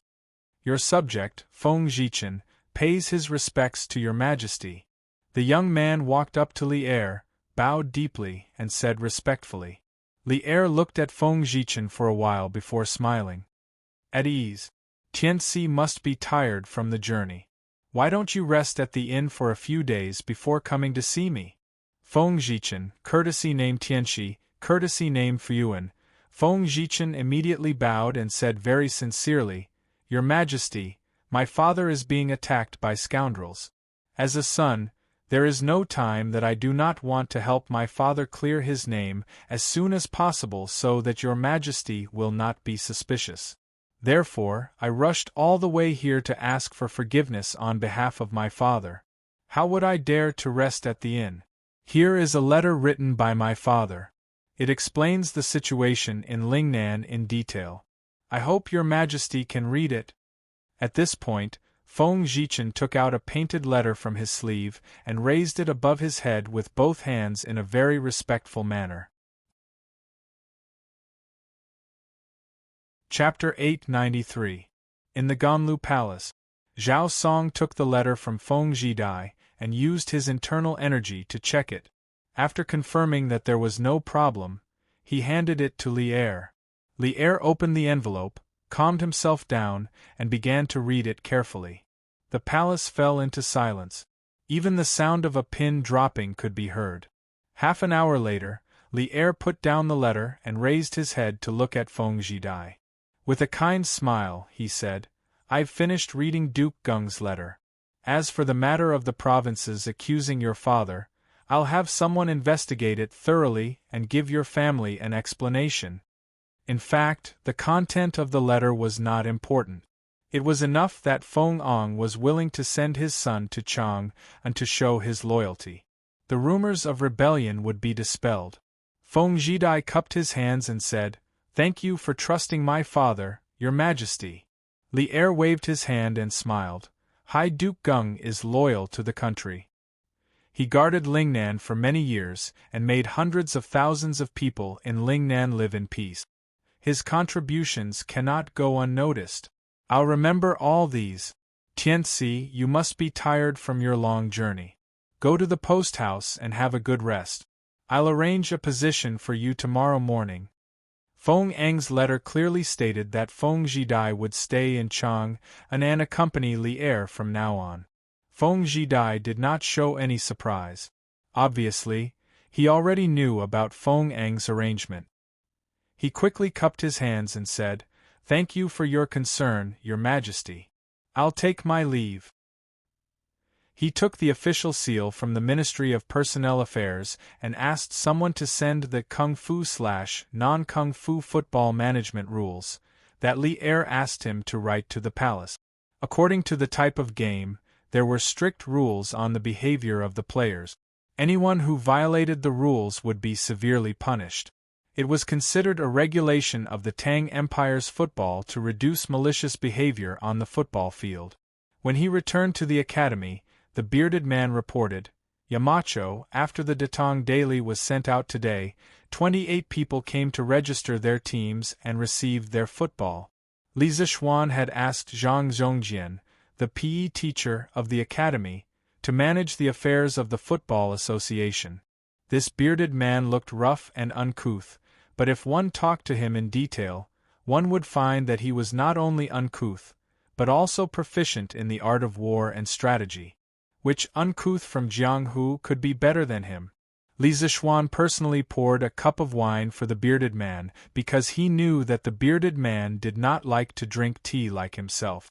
In comparison, the old man preferred to drink strong alcohol like drunken immortal. However, where would Li Zixuan's office have such a thing? The bearded guest took the wine glass. Li Zixuan then said, "I didn't expect so many people to have formed their teams today." The bearded man grinned and said disdainfully, "Hey, from what I see, these people are most likely here for the football. They formed a team, came here to take the football at a cheap price, and then took it out to sell. They can make at least 50 strings of cash. Then they can just find a reason to disband the team. Wouldn't they be making 50 strings of cash for nothing? Yamacho, I see that your method doesn't seem to work. You should change it. Otherwise, wouldn't you be benefiting those villains for nothing? Scalpers." When the bearded man said this, Li Zixuan instantly thought of the scalpers in his previous life. He did not expect that there would be such annoying people in ancient times. 50 strings of cash for a football. The workshop would still make a lot of money, but Li Zixuan did not want these scalpers to make his money and thus disrupt the market. Then, in Mr. Zhang San's opinion, how should we prevent these people from maliciously reselling the football? Li Zixuan asked modestly. Recently, when he had nothing to do, he had chatted with the bearded man many times. He was mainly asking the bearded man for advice on the art of war and strategy. The master of this body, spiritual master Ling Su, had taught him some military tactics, but it was not comprehensive. The bearded man, who was once all-powerful and wanted to compete with Li Er for the world, had entered the academy. Of course, he had to seize the opportunity to get some useful information from the bearded man. Although he did not intend to go to the battlefield, who knew what would happen in the future? One must know that in the face of war, the role of individual bravery was very limited. Even if he became a great grandmaster, he could not rely on his own ability to determine the outcome of a war. Besides, there was no harm in learning more skills. Of course, it was not only him who learned from the bearded man. As a person of two lives, spiritual master Ling Su had also taught him some military tactics in this life. Sometimes, the bearded man felt that his views had benefited a lot. Therefore, the bearded man was usually very willing to ask Li Zixuan for advice on the art of war. At this moment, when he heard Li Zixuan's question, the bearded man seemed to have been prepared. He answered without thinking, "In my opinion, Yamacho, you should add a clause to the original notice. Any team that comes here to register and collect the football must ensure that the team has been maintained for more than a year. If there is a violation, the Football Association will cooperate with the government to pursue the responsibility." Li Zixuan raised his eyebrows and said, "Cooperate with the government? Mr. Zhang San, we have no way to mobilize the government." The bearded man chuckled and said, "Yamacho, His Majesty personally issued a decree for the Football Association to manage all the affairs of the Tang Empire. The local government naturally has the responsibility to cooperate. Even if they don't cooperate with Yamacho's current imperial favor, it is easy for you to go to the palace and ask for an imperial edict. Besides, I don't think that the government will deliberately offend you for such a small matter. After that, he rolled his eyes and said in a low voice, "Since ancient times, the people have been afraid of the government. We can scare away most of the businessmen who want to speculate by just saying that. The deterrent power of this notice is greater than its meaning." Li Zishuan suddenly understood. He secretly thought that this old man was indeed full of gut. A small notice could make him play psychological warfare. It was a waste of his talent to be a pirate at sea. "Mr. Zhang San is very talented. This junior admires you. In a while, I will have someone modify the original notice according to your meaning." Li Zishuan cupped his hands and said politely, "Ha! Yamacho, you flatter me. This is just a small trick. Besides, the people who came to pick up the football are not purely speculating. I reckon that there are many who sincerely want to start a football team. After all, Yamacho, this football you made is really interesting. A few of my little bastards came to me today to ask for a football to play with, but I kicked them away." The bearded man stroked his beard and laughed. "Mr. Zhang-san, you don't have to be like this. If your brothers want to play football, you can just give them a few. It's not worth much," Li Zishuan persuaded.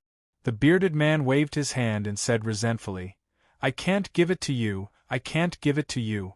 When these little bastards heard that I was going to be a teacher at the academy, they almost wanted to slit their own throat.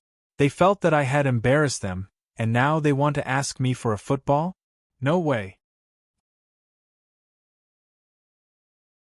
Chapter 894.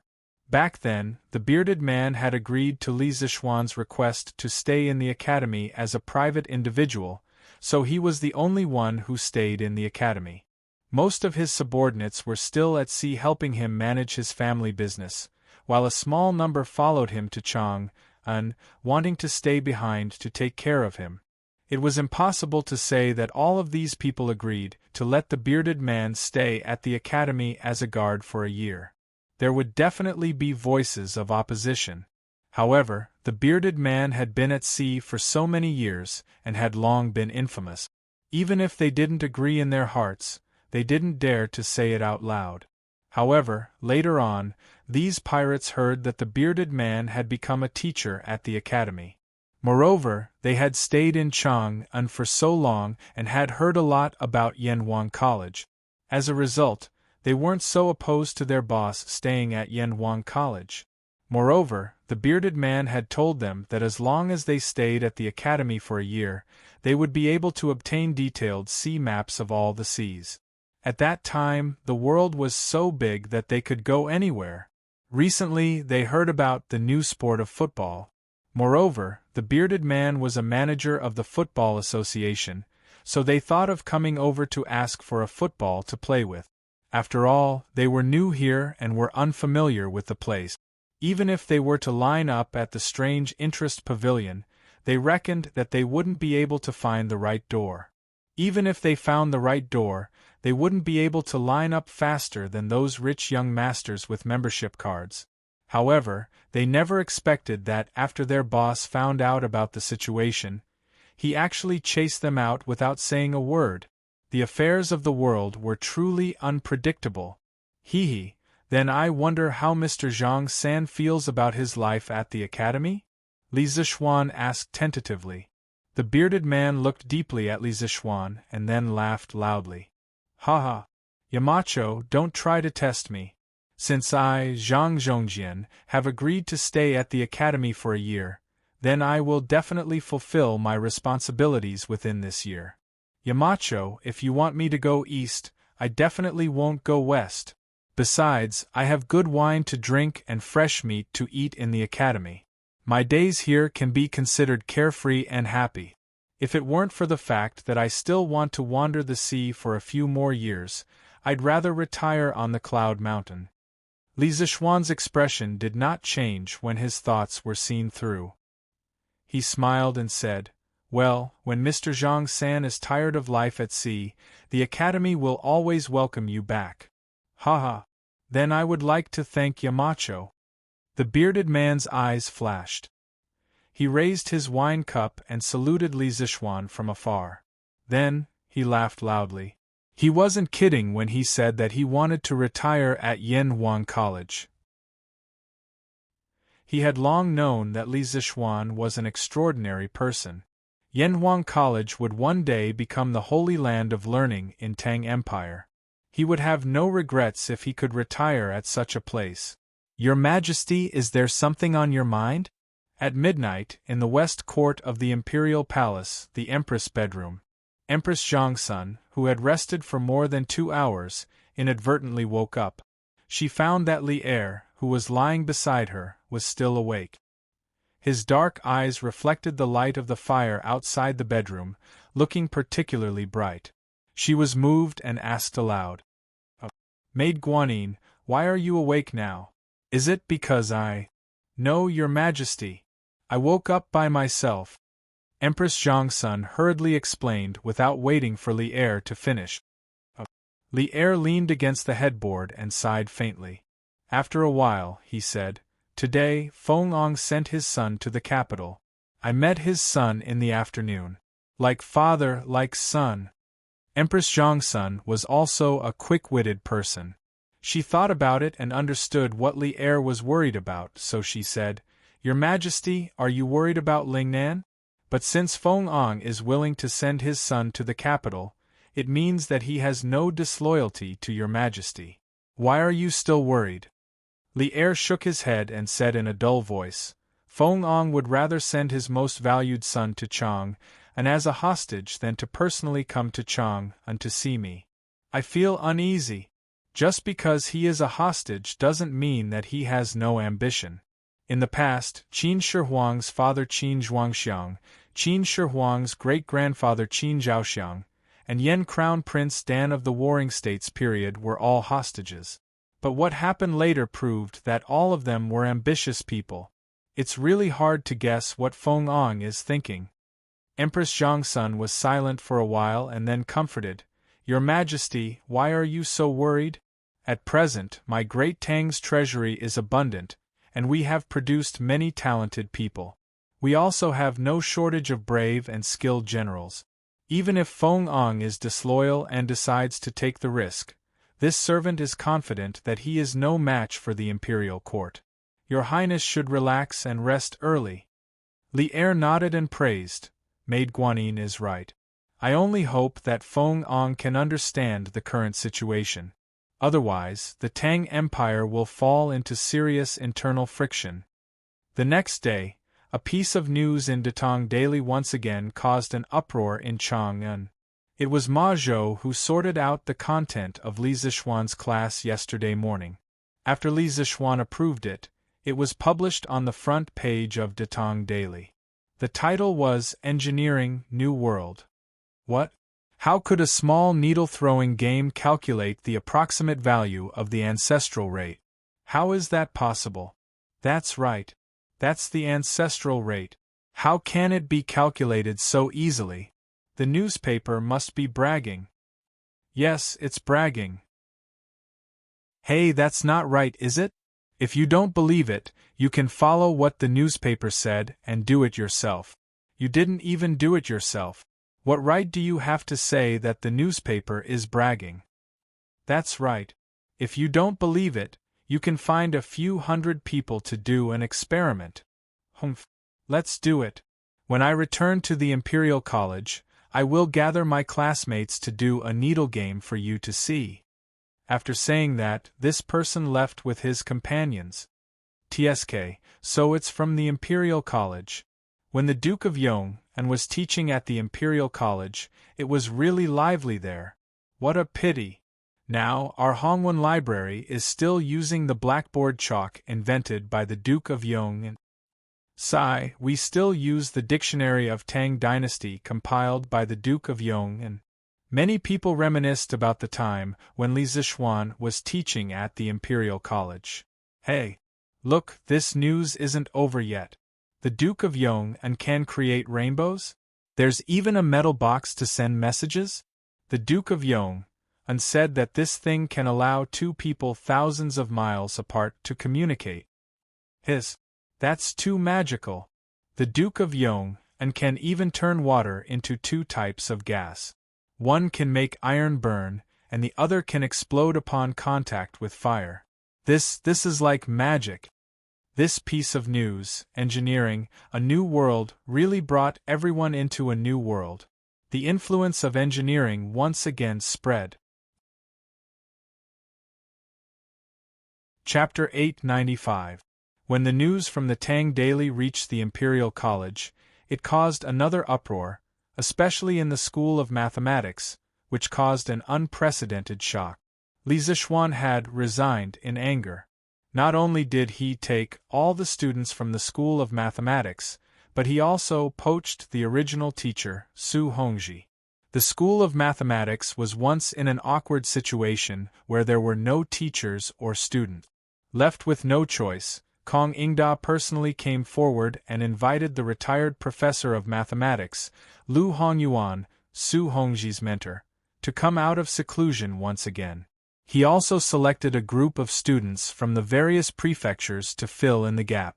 After all, the majority of students were still willing to go to the Imperial College these days. Although Yanwang Academy was very famous now, its reputation among the people was still not as good as the Imperial College, the #1 official school of the Tang Empire. It was worth mentioning that the enrollment scale of the School of Mathematics this time was about 2 times larger than before.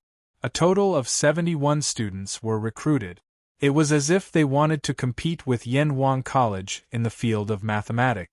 Other than the increase in students, Kong Ingda also hired 3 teaching assistants to help Lu Hongyuan teach the School of Mathematics. Therefore, the School of Mathematics was now more than 1 level higher than before in terms of both the number of students and the number of teachers. Inside the School of Mathematics, hey, did you hear? The Marquis of Yong made a simple needle-throwing game and was able to calculate the approximate value of the ancestral rate. It's amazing! I saw the newspaper, but I think it must be a coincidence. After all, whether the needle is thrown or not depends on luck. He was able to get such a result because of luck. I also think it's a coincidence. If he did it again, the result would definitely be different. I don't think so. Since the Marquis of Yong dared to announce this experiment on the Tang Daily, he must be prepared to be questioned. This means that this experiment can be questioned. Speaking of which, why isn't Mr. Lu here yet? In the past, he would have already arrived at this time. Mr. Lu is here, Mr. Lu is here. Just as the students were discussing, an old man in white clothes made of rough cloth came in. Together with his white hair, he looked inexplicably weathered. There were 3 middle-aged scholars following behind the old man. They all deliberately stayed half a step behind the old man to show their respect. The classroom, which had been noisy just now, suddenly became quiet. Ha!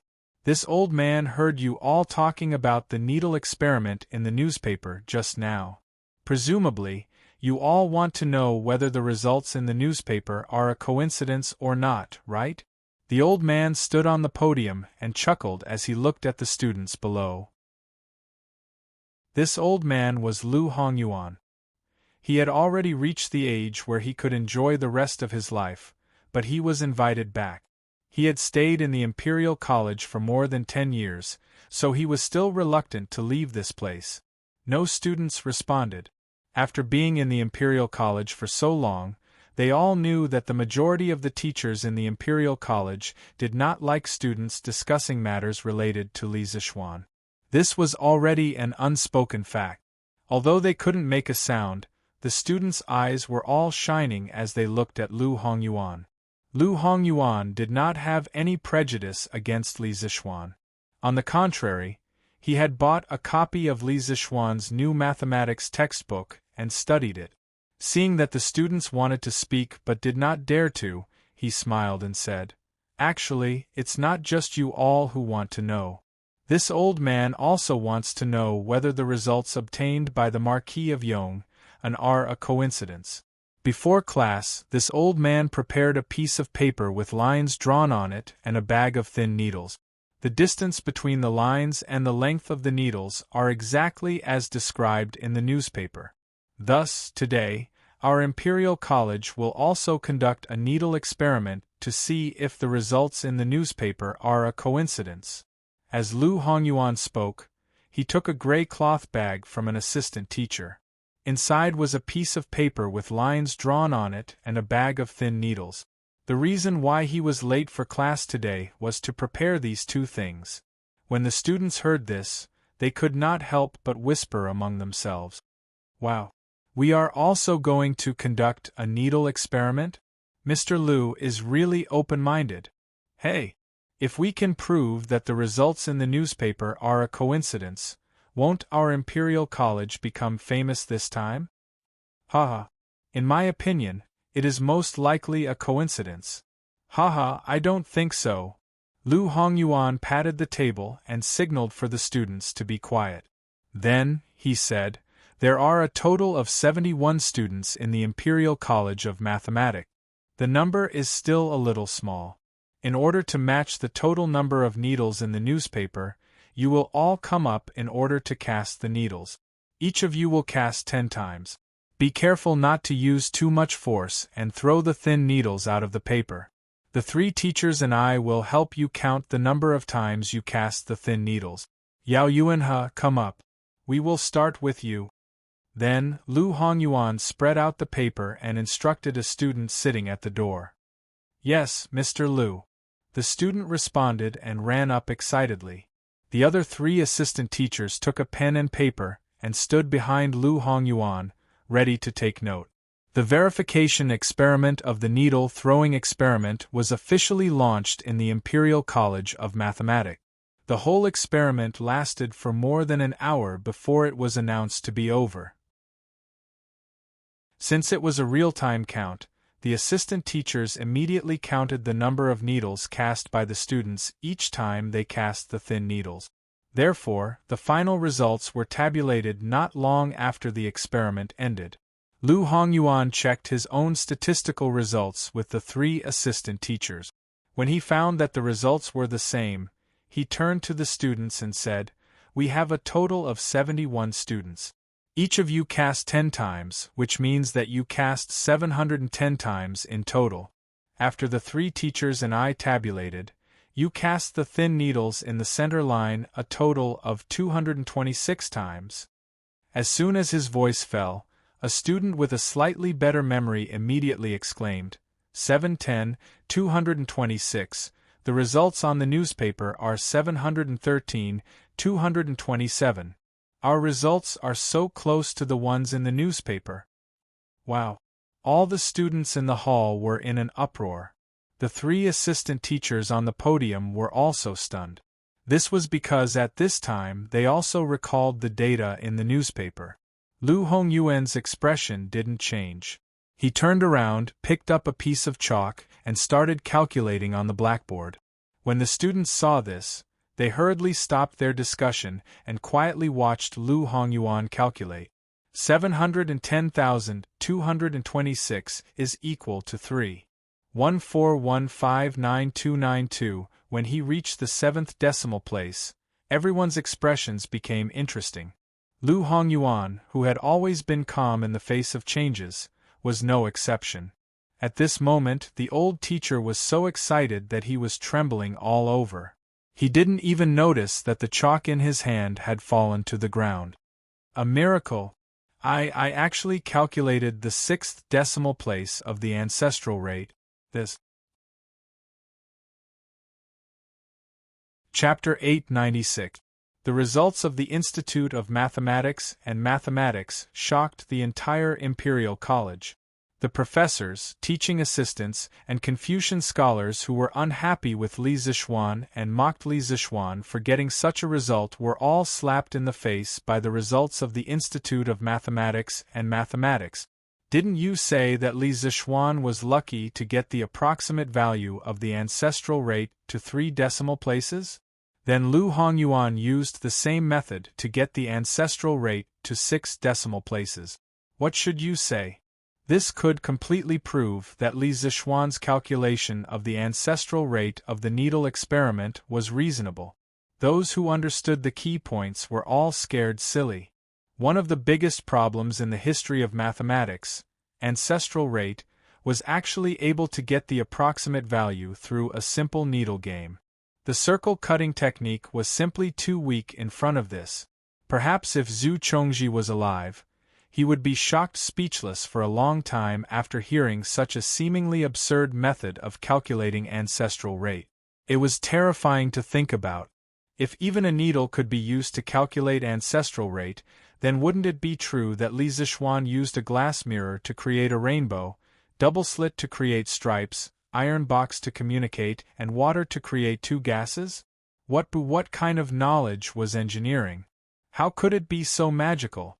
At this moment, even the Confucian scholars who had been influenced by Confucianism for more than 10 years were a little shaken in their hearts.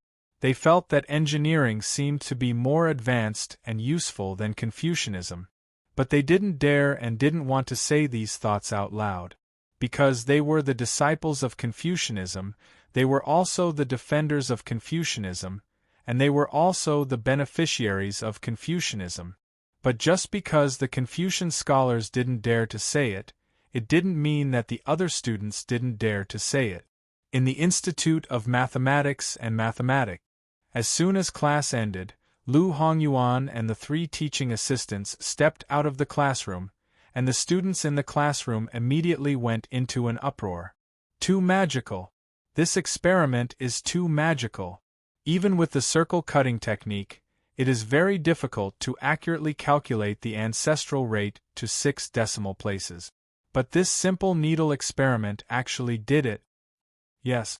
At first, I thought that the results recorded on Tang Daily were a coincidence. But not only did we do it, but the results we obtained were even more accurate. How is this a coincidence? This means that Marquis Yong An's method can really be used to calculate the ancestral rate. This is unbelievable. The Marquis of Yong An is truly a genius. I've also read his new mathematics textbook, and the content is amazing. Now, with this needle experiment, his achievements in mathematics are something that we can never hope to achieve in our lifetime. I really don't understand how the Marquis of Yong An connected Zhu LV to the needle-throwing experiment. The two are completely unrelated. That's true. I didn't even see a single circle from the beginning to the end of the experiment. I don't know how the ancestral rate could be obtained through this method. I don't get it. The other experiments recorded in the newspaper are also very interesting. The students of Yanhuang College are so lucky. I want to go to Yanhuang College to see what the globe in the newspaper looks like. I want to go too, Brother Yanghe. This break coincides with Yanhuang College's weekend. How about we go together? Haha. Let's go together. When the results of Lu Hongyuan's needle-throwing experiment were spread, it caused a huge commotion among the people. Li Zixuan's erudition and the magic of engineering once again refreshed people's understanding. Before Li Zixuan, who would have thought that a small game could solve one of the biggest problems in the history of mathematics? Who could create rainbows? Who could obtain 2 types of gases from water, one to burn iron wires and one to cause explosions? Li Zixuan, who had been quiet for more than half a month, once again created a big piece of news, pushing him, Yanhuang College, and engineering to the forefront of the storm once again. However, Li Zixuan had already expected this effect. The reason why he agreed to Ma Zhou's release of this news was because he wanted this effect. Confucianism had been developed for nearly 1,000 years and was deeply rooted in people's hearts. Wanting to shake its position was tantamount to a fool's dream. Li Zixuan also didn't want to shake the position of Confucianism in a short period of time. He wanted to let engineering appear in people's sight once in a while to make its presence known. As time passed, more and more people would naturally know about engineering. This was a process where dripping water could penetrate a stone. Li Zixuan wasn't very anxious. He was currently recruiting people for the Football Association. Until now, there were only 2 people in the Football Association, him and the bearded man. This wouldn't do. The Football Association was in charge of all the football competitions in Tang Dynasty and the rewards and punishments for players. In the future, it would be necessary to set up a Football Association branch in various places. The number of people needed was far from what he and the bearded man could handle. Moreover, the bearded man was only temporarily helping the Football Association. This old fellow would have to run away after a year. First of all, we need to recruit scholars. It doesn't matter if their articles are good or not, but they must be upright, hard-working, and not greedy. In the principal office, Li Zixuan found the bearded man and Ma Zhou and was explaining the Football Association's recruitment principles to them. Why did he call Ma Zhou over? The main reason was that Li Zixuan trusted Ma Zhou's ability to judge people. Previously, the scholars that were recruited by the editorial department of Tang Daily were all recruited by Ma Zhou. Moreover, until now there hadn't been any major problems. Therefore, now that the Football Association was recruiting people, Li Zixuan asked Ma Zhou to help the bearded man chat. Lord Marquis, I can understand the first part, but is there a need for you to not be greedy? After listening to Li Zixuan's request, Ma Zhou was somewhat speechless. Li Zixuan answered without thinking, of course it's necessary. Brother Ma, you don't understand now, but in less than a year, you will understand why I have such a request. Now, very few people could see the huge market wealth behind football. Why was there endless corruption in football in modern society? Wasn't it because of the money that could be made from football? Ma Zhou could only nod and agree. Then, he thought for a while and said, previously, when the editorial department was recruiting people, there was a group of good scholars that were not recruited because of the limited quota. Why don't I let them come over again to solve Marquis' urgent need? Li Zixuan nodded and said, sure. As long as they can pass Brother Ma's eyes, then recruit them. Otherwise, how inappropriate would it be to leave such a big football association to Mr. Zhang San? Being trusted by Li Zixuan so much, Ma Zhou suddenly felt a lot of pressure. He secretly thought to himself that he had to check again later. He couldn't let evil people sneak in and ruin Li Zixuan's big plans. The bearded man laughed and said, "Ha ha. Thank you for your understanding, Yamacho. Brother Ma, get them to come over as soon as possible. I've been so busy these 2 days that I don't have time to drink with old Wang Ji." When Li Zixuan and Ma Zhou heard this, they immediately laughed. Speaking of which, when these 2 drunkards got together, it could be said that they had met a bosom friend. Chapter 897. Brother Ma, after you recruit them, you must immediately organize them to undergo training on the rules of football and select a group of people with excellent training results to be their coaches. Let's first set up the headquarters of the Football Association, and then find a way to set up the Football Association in the various states of the Tang Empire. In the office, Li Zixuan continued. Ma Zhou nodded and said, "Marquis, don't worry. I understand what you mean." After that, he suddenly thought of something and smiled. "Oh right, Marquis, after the content of your class yesterday was spread by Tang Daily, it caused a huge reaction in Chang'an City. Especially your needle-throwing experiment. It is said that Dr. Liu from the Imperial College of Mathematics did it himself. He threw the needle 710 times and pressed the line 226 times. When the 2 are divided, it is equal to 3. 1% 1. 25 92, 92. It is even more accurate than the result you got last time."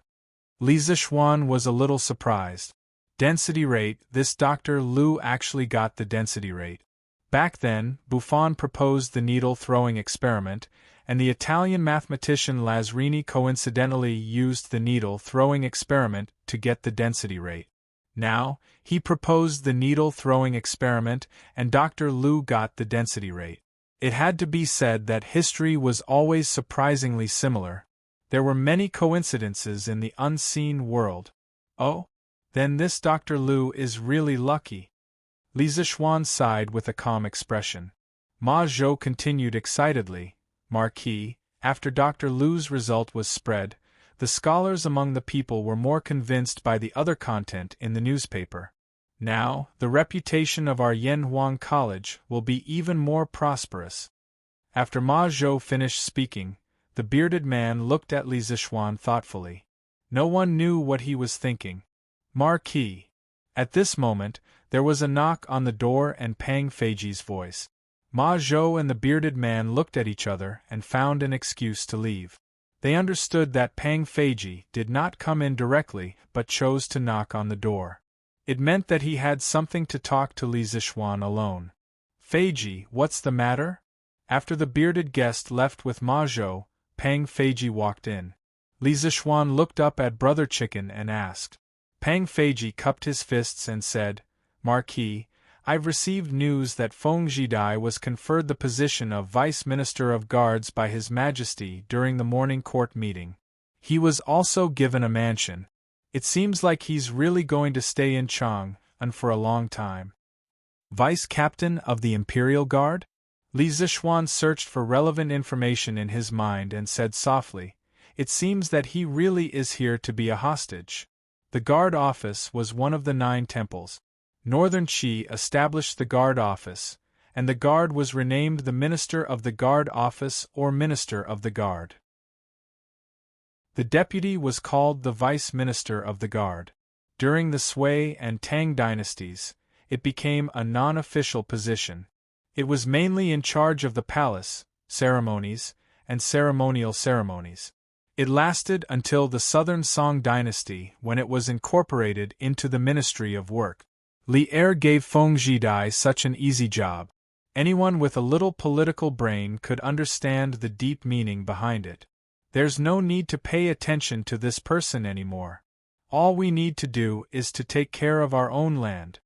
Li Zixuan recovered from his thoughts and said to Brother Chicken. Li Er was definitely not a stupid person. Li Zixuan believed that if he could think of something, Li Er would be able to think of it as well. Hence, he felt that there was no need to worry about it. Pang Feiji replied, Yes, Marquis. Outside the palace, after the morning court meeting, Feng Jidai came out of the palace. The guards who followed him to Chang and quickly greeted him. Second young master, are you all right? The leader of the black-faced guards hurriedly asked. Huh. What can happen to me? Amu, aren't you making a fuss over nothing? Feng Jidai chuckled disapprovingly.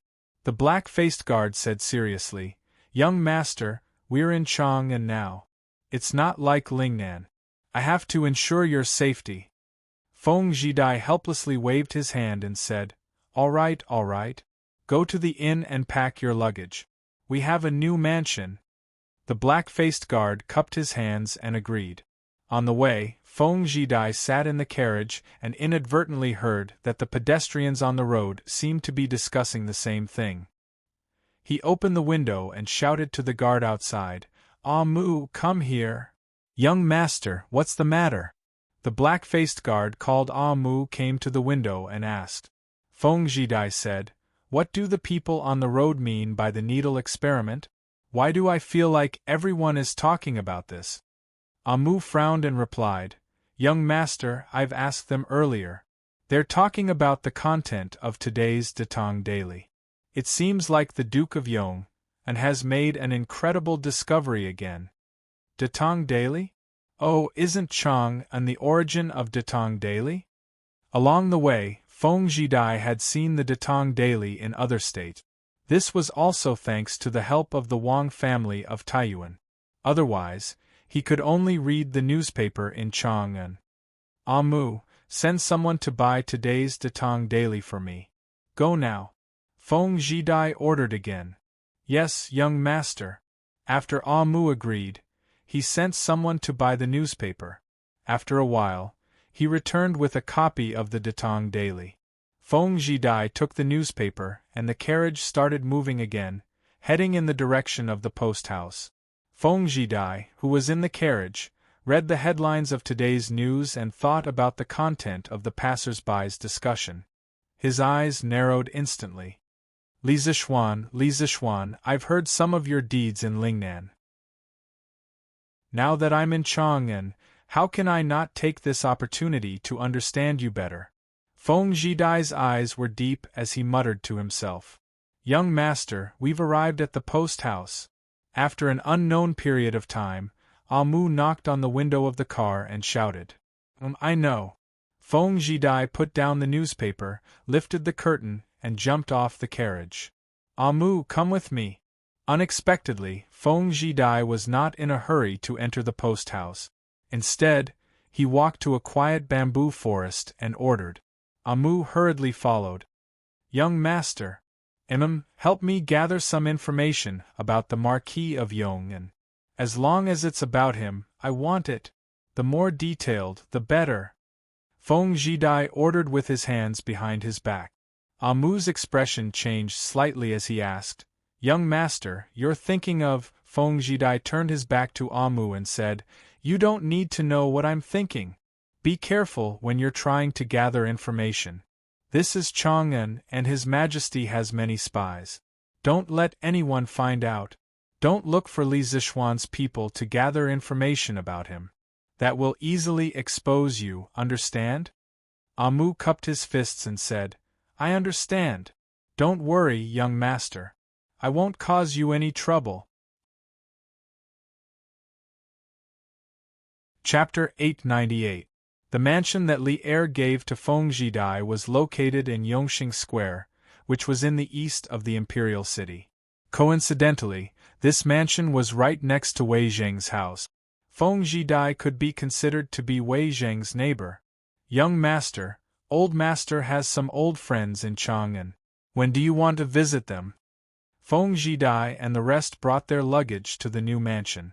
After settling their luggage, Amu came over and asked. Feng Jidai thought for a while and said, No need to go first. We need to be clear about our current status. Rashly making friends with the officials will only be disadvantageous to us. Furthermore, isn't there a ready-made one right next to this mansion? Amu, prepare the visiting card. We will visit Minister Wei in the afternoon. His current status was a hostage. As a hostage, if he frequently visited the officials, wouldn't he be looking for trouble? Furthermore, this would also expose his father's connections in Chang'an. If Li Er knew, wouldn't he be even more suspicious of his father? Young master is wise. Young master, the royal prince is here. He is waiting for you in the main hall. This afternoon, Li Zishuan had just woken up from his afternoon nap when he heard Xiao Shi whispering to him. I'll be right there. Li Zishuan shook his groggy head and replied. After a while. Prince, you are here? How have you been? Li Zishuan came to the main hall and saw Li Xiaogong drinking tea. He smiled and greeted him. Li Xiaogong put down his teacup and pointed at Li Zishuan. He said unhappily, You brat, if this prince didn't take the initiative to look for you, you would have already forgotten about your current position, right? Since ancient times, there was probably only one official who was as lazy as Li Zishuan, to the point that his superior had to personally come and look for him. How could that be? Prince, you are wronging me. I just want you to rest in the mansion for a few more days. After all, you have been out at sea for almost half a year. Li Zishuan walked to the seat next to him and sat down, grinning as he passed the buck.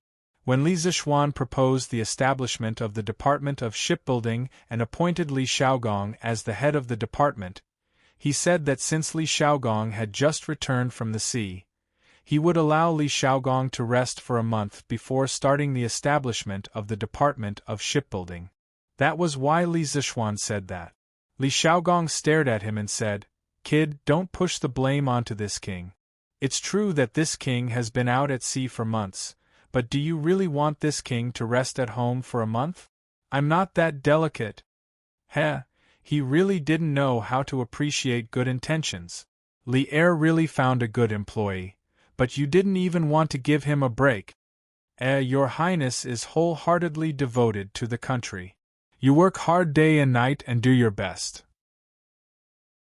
This young one admires you, Li Zishuan said as he gave a flattering reply. Facing such a slippery kid, Li Xiaogong felt helpless. He sighed and said seriously, the previous sea trade brought in a very rich income for the imperial court. His Majesty and the other officials in the imperial court are beginning to pay attention to the sea trade. Yesterday, the envoys from the Nanyang countries all left the capital. Before that, they all came to visit this king, hoping that this king can help them in the future sea trade. Saying this, Li Xiaogong paused. As if he knew what Li Zishuan was thinking, he chuckled and continued, although this king is usually a bit greedy, this king will definitely not accept this kind of money. They are trying to bribe this prince to gain more benefits for themselves in the future sea trade. However, if they gain more benefits, then the imperial court will naturally gain less benefits. This prince will definitely not do something like sacrificing the country's interests to enrich themselves. Li Zishuan stood up and cupped his hands in praise. Your Highness is righteous, this young one admires you. Li Xiaogong laughed and scolded, don't flatter me. This king is telling you this not to boast, but to remind you that as a person in this position, don't be greedy for money that you shouldn't be. Although the borders of the Tang Empire seem stable, there are actually turbulent undercurrents. Moreover, our internal affairs are not peaceful either. The imperial court can use the sea trade to save more money, and we will have more confidence in the war. Li Zishuan nodded and said, Your Highness, don't worry, this young one knows the importance. As the saying goes, every man is responsible for the rise and fall of the world. This young one hopes that the Tang Empire will always be prosperous. Every man is responsible for the rise and fall of the world? Hearing this, Li Xiaogong's eyes lit up. He praised, You're quite accomplished in the art of craftsmanship. A few days ago, the entire Chang'an city was talking about your class. I didn't expect you to be so accomplished in the art of writing as well. This sentence is well said. Haha. I don't know how spiritual master Ling Su taught such a monster like you. That's right, Li Xiaogong could only think of the word monster to describe Li Zishuan. He was well versed in both the pen and the sword, and was proficient in too many things. Your Highness, you flatter me. This young one's ambition is not in writing. Li Zishuan shook his head and said, Why? Li Zishuan thought for a while and said in a deep voice, In this young one's opinion, writing can only be used to arm a person's thoughts, but not to strengthen a country. Engineering is enough. Li Xiaogong narrowed his eyes and smiled mysteriously. If those rotten scholars heard this, you will be in big trouble. Alright, this topic is off topic. Now that the envoys of the various countries have left, we should start to establish the Department of Shipping. To be honest, it's fine if you want this king to lead troops to war, but to let this king manage a yamen is too difficult for this king. This Department of Shipping is now a blank piece of paper. Xiaoxian, you have many ideas.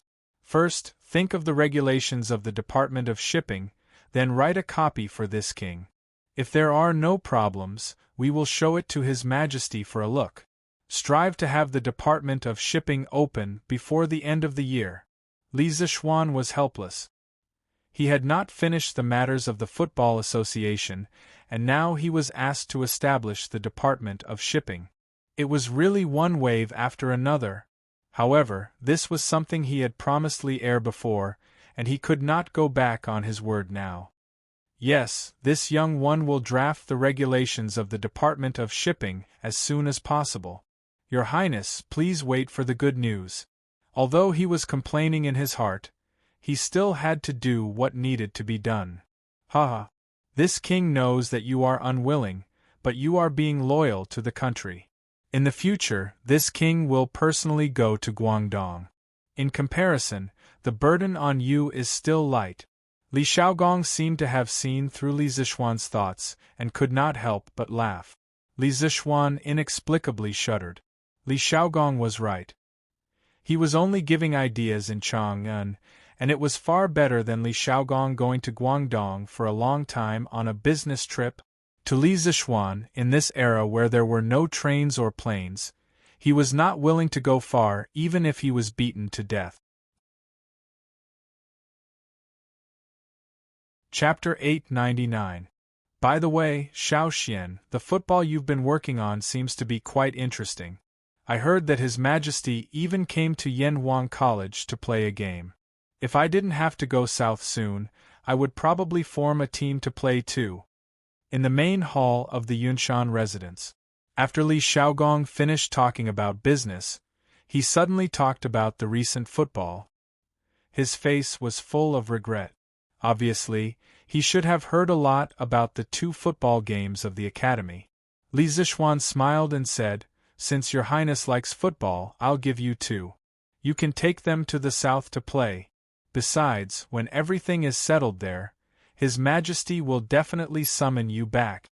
As a prince of the Tang Empire, Li Er would not let Li Xiaogong stay in the south for a long time. At most, he would be summoned back by Li Er after the business of the shipping department in Guangdong port stabilized. This was something that everyone could see clearly. Haha. Then this prince will accept your kind intentions. You don't know that my subordinates have been drooling for this football for a long time. Li Xiaogong laughed heartily. He had an expression of disrespect, which made Li Zixuan feel that he had been deceived. When Li Zixuan first started to make football, he just wanted to play with it for himself. He did not intend to mass-produce and sell it because there was no stable rubber supply at that time. The rubber in his hands was used up little by little. Later, after reaching a trade agreement with Zhenla and Piao, Li Zixuan had rubber supply. In addition, Li Zixuan also intended to promote football. Li Er then established the Football Association and decided to mass-produce football and promote it to the whole Tang Empire. Therefore, football now was not as precious as it was in the beginning. Li Tai had already asked for football from him. Qing Chumo, Li Chengxian, and Iron Egg also got football as they wished. They did not have to wait until the top 3 in the monthly exam to get football. Seeing Li Zixuan's gloomy face, Li Xiaogong stood up and smiled. Haha, okay, you should hurry up with the shipping department. I won't disturb you anymore. Hey, your residence is built well. When your construction team finishes, lend it to me for a few days. The residence is old and needs to be renovated. Li Zixuan was speechless. It was not like he had never been to the Duke's residence. It was magnificent inside. How did it look like it had been in disrepair? Li Xiaogong obviously wanted to renovate his residence according to the architectural style of the Yunshan residence. He had to admit that in terms of personal enjoyment, he and Li Xiaogong. Yes, the construction of the academy has basically been completed. If your highness needs manpower, you can choose from the construction team at any time. I'll give you a few sets of furniture furnishings. Since Li Zixuan wanted to give him a favor, then he would give him the full set. Li Zixuan had a good impression of Li Xiaogong. Haha, good. You're the right person. Li Xiaogong laughed heartily and left with a gratified expression. At night, in the new residence of the Feng family, the study was brightly lit, indicating that the owner of the residence was still awake. Curved Yuan Plow, Immortal Drunken Wine, Soft Village, Datong Daily, Yanhuang College. Li Zixuan built such a huge foundation in Chang'an in less than a year. He is indeed different from ordinary people. Feng Zhidai muttered to himself in the study under the candlelight. There was a thick stack of documents on the table in front of him. It was the information about Li Zixuan that his guards had gathered. Lingnan was relatively uninformed.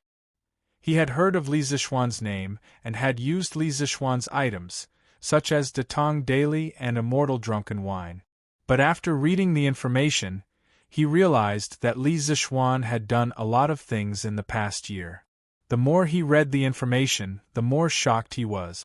The speed of Li Zishuan's rise was beyond the scope of ordinary people's understanding. Li Zishuan descended from the sky and wiped out the 7 cultivators of true virtue sect with his own strength?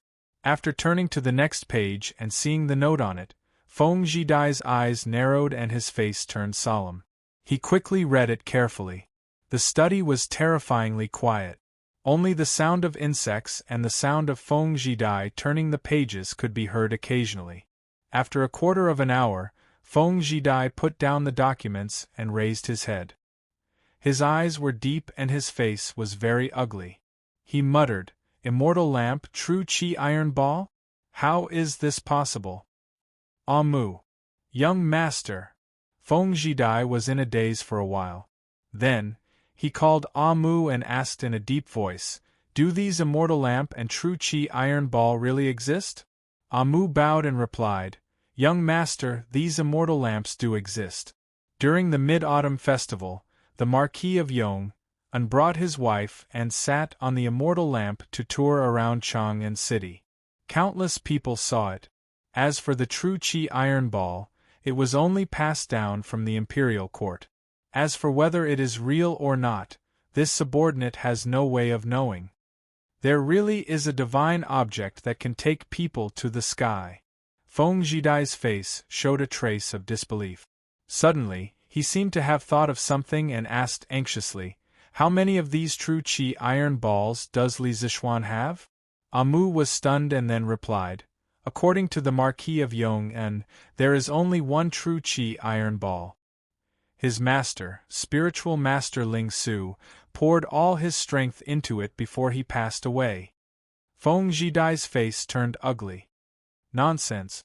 This young master has never heard of true Qi that can be stored for a long time. Li Zishuan must be lying. Seeing that Feng Jidai didn't believe him, Mu added, "Young master, this subordinate heard that on the night the 7 cultivators sect was destroyed, many people saw flames soaring to the sky from the northeast of Chang'an City. There was also a loud sound of thunder. A few days later, some villagers went up the mountain to check and found that the entire mountain peak had turned into ashes. If the Marquis of Yong didn't use the true Qi iron ball, this subordinate really can't think of any weapon that could have such terrifying power." Hearing this, Feng Jidai couldn't help but become absent-minded. Flames? Thunder? How could such a divine method be in the hands of a mortal?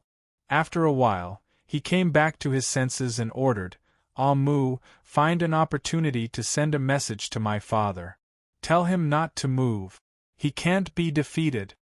After saying this, a trace of loneliness suddenly appeared on his face.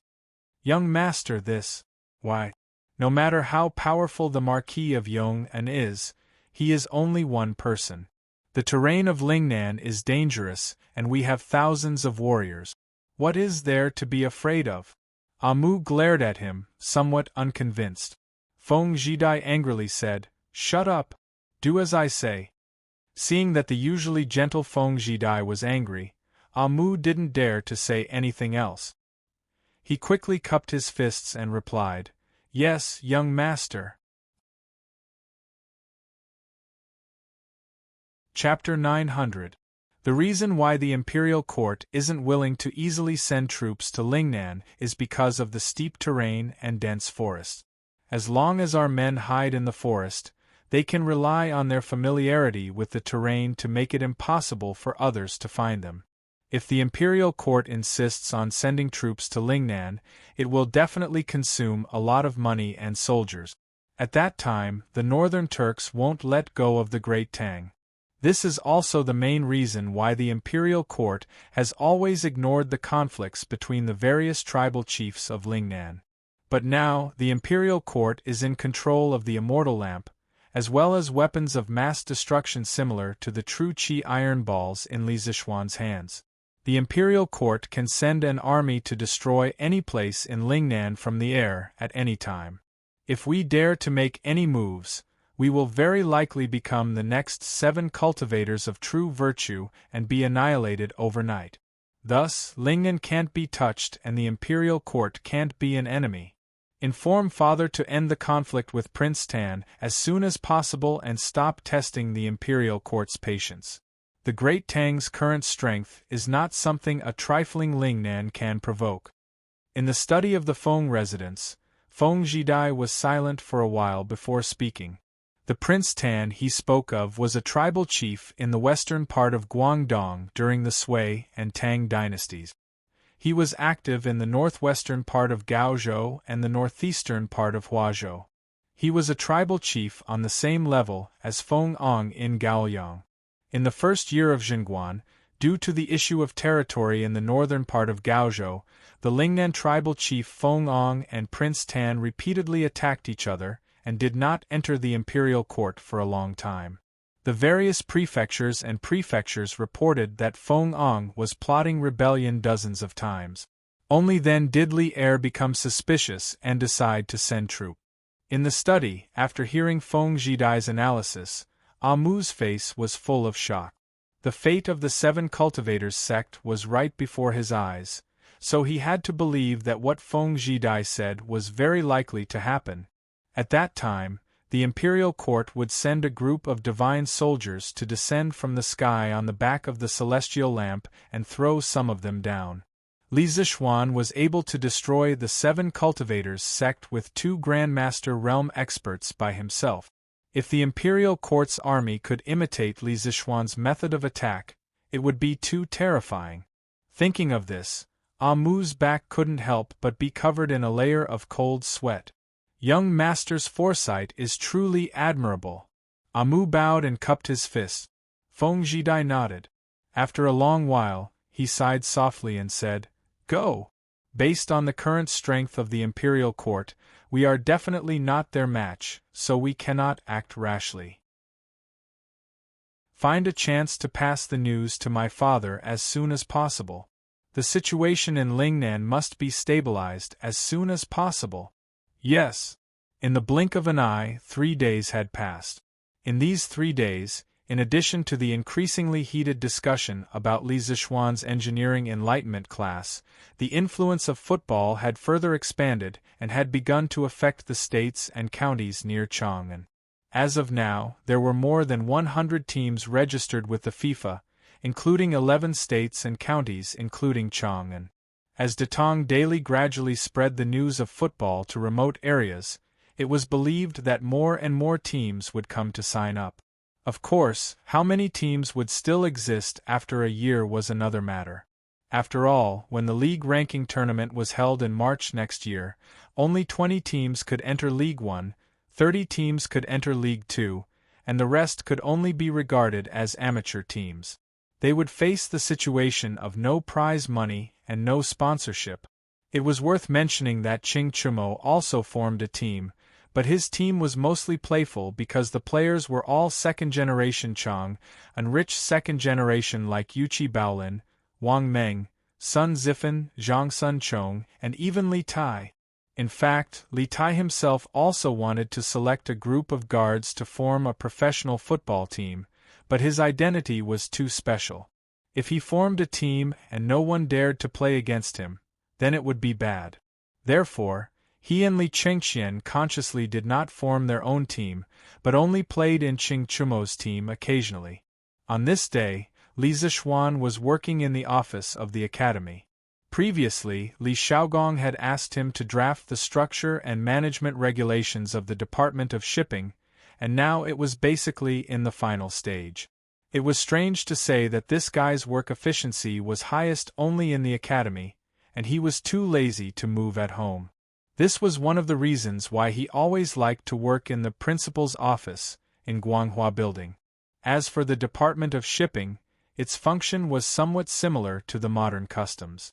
Therefore, Li Zishuan divided the Department of Shipping into 4 departments according to the structure of the customs and the current situation of the Tang Empire. The General Department, the Inspection Department, the Tax Department, and the Inspection Department. The General Department was jointly led by the left and right secretaries of the General Department. The Inspection Department had a General Supervisor and 2 Deputy Supervisors, who were mainly responsible for investigating the smuggling of goods or goods that were prohibited by sea. For example, the Tang Empire's curved plows, cement, celestial lamps, weapons, and other things that contained a certain amount of technical content and were extremely beneficial to the people or the army. These goods were definitely not to be sold to other countries. The tax department had a general supervisor and 2 deputy supervisors, who were mainly responsible for collecting taxes on sea trade goods. Of course, these goods included both imported and exported goods. As for the tax rate, it was different for different goods, but overall, the difference was not too big. Excluding the tax, the merchants were still very profitable. As for the inspection department, it was mainly responsible for supervising the daily behavior of all the officials in the Department of Shipping and whether they were honest or not. It was directly responsible to the left and right secretaries of the Department of Shipping, which was a bit similar to the modern Commission for Discipline Inspection.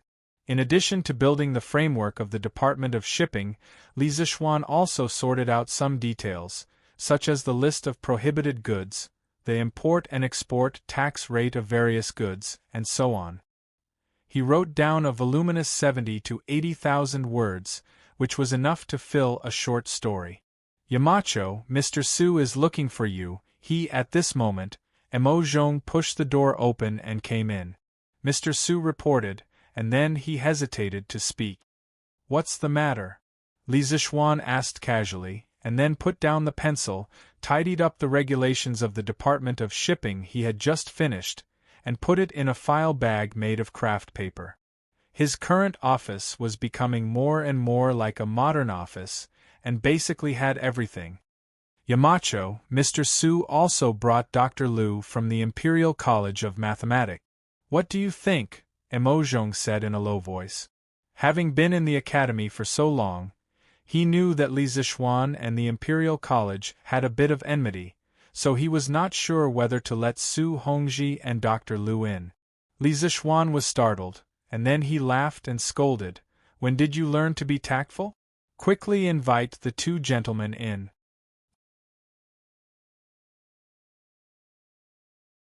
Chapter 901. Li Zixuan didn't have any grudges against the Imperial College. At most, some people in the Imperial College didn't like him. He didn't take these things to heart. Back then, when he had angrily resigned, it had not been to deliberately target Kong Ingda. On the contrary, when he had been teaching at the Imperial College, Kong Ingda had taken good care of him. In the end, he had just been a little dissatisfied with the Imperial College, where Confucianism was prevalent. Besides, it had been so long. He only wanted to do well at Yanhuang College. How could he have the time to care about these small grudges? Haha, Mr. Su, Mr. Liu, come in and have a seat. Mo Zhong, serve the tea. Mo Zhong welcomed Su Hongji and Liu Hongyuan in. Li Zixuan hurriedly stood up and greeted them warmly. Su Hongji cupped his hands and said sincerely, Yamacho, this is my teacher. He has something to ask you. I hope you won't mind. Hey! Mr. Su, you're too serious. This is the first time I've met Dr. Liu. There's no such thing as past grudges. Come in and have a seat. Dr. Liu, please. Li Zixuan interrupted Su Hongji without waiting for him to finish. Liu Hongyuan looked at Li Zixuan appreciatively and followed Li Zixuan inside. He smiled and said, Marquis Yong and is so young, but you have such a big heart. No wonder you can build up such a big business in just a few months. They sat down one after another. Li Zixuan smiled and said, Dr. Liu, you're too kind. You've been working hard at the Imperial College for decades, teaching and educating people. You're the role model of my generation. Li Zixuan knew that Liu Hongyuan was Su Hongji's teacher. He also investigated Liu Hongyuan's past deeds. He was a respectable teacher of the people. Seeing Li Zixuan's kind face without any displeasure, Su Hongji, who was still worried, was relieved. Liu Hongyuan said, Haha, forget it. That's all in the past. Don't mention it again.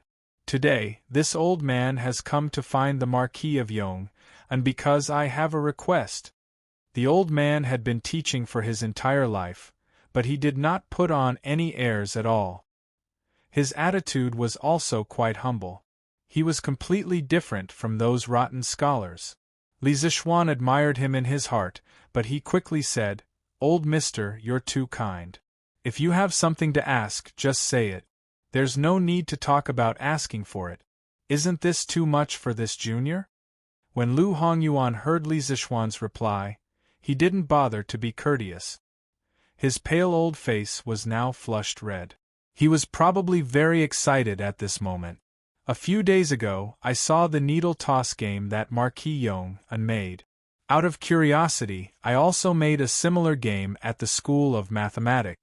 I'm sure Marquis Yong has already heard of the results. To be able to accurately calculate the sixth decimal point of the ancestral rate in my lifetime, this old man is naturally excited, but, speaking of this, the old man paused for a moment. Li Zixuan cooperated and asked, "But what? Professor Lu, there's no harm in saying it directly." Lu Hongyuan nodded and continued, "But no matter how much I thought about it, I still couldn't figure out how to calculate the ancestral rate through a simple needle toss game. This seems like child's play." This old man thought about it for 4 whole days and still couldn't figure it out.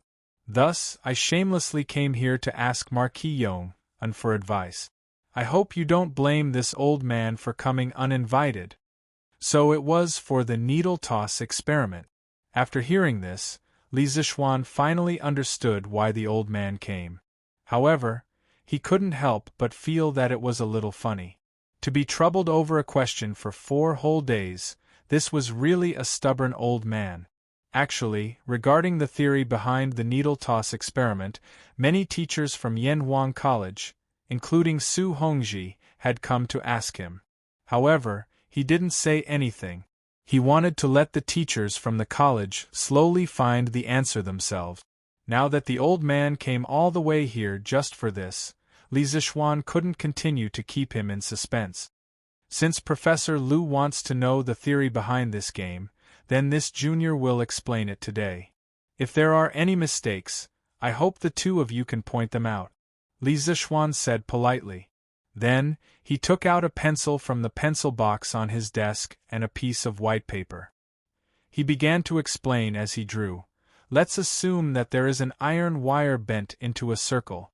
Its diameter is exactly the distance between the parallel lines that I drew on the paper when I was doing the needle toss game. We will use d to represent this distance. It can be imagined that for such a circle, no matter how it is thrown, there will be 2 points of intersection with the parallel lines. Thus, if the circle is thrown n times, then the total number of intersection points must be 2n and cough cough, the people of Tang Dynasty didn't understand English, let alone the pronunciation of the English alphabet. Thus, when Li Zixuan set the unknown variables, he used Hanyu Pinyin to read it so that others wouldn't understand. To make it easier to read, there will be no additional labels for the letters. Lu Hongyuan and Su Hongji both nodded thoughtfully. Both of them had learned Li Zixuan's new mathematics and had read about equations in the textbooks, so they could understand Li Zixuan's method of setting the unknown variables. Li Zixuan continued. Let's now imagine that the circle is straightened, then the length of the iron wire is pi d. Oh right, I usually like to use pi to represent the ancestral rate.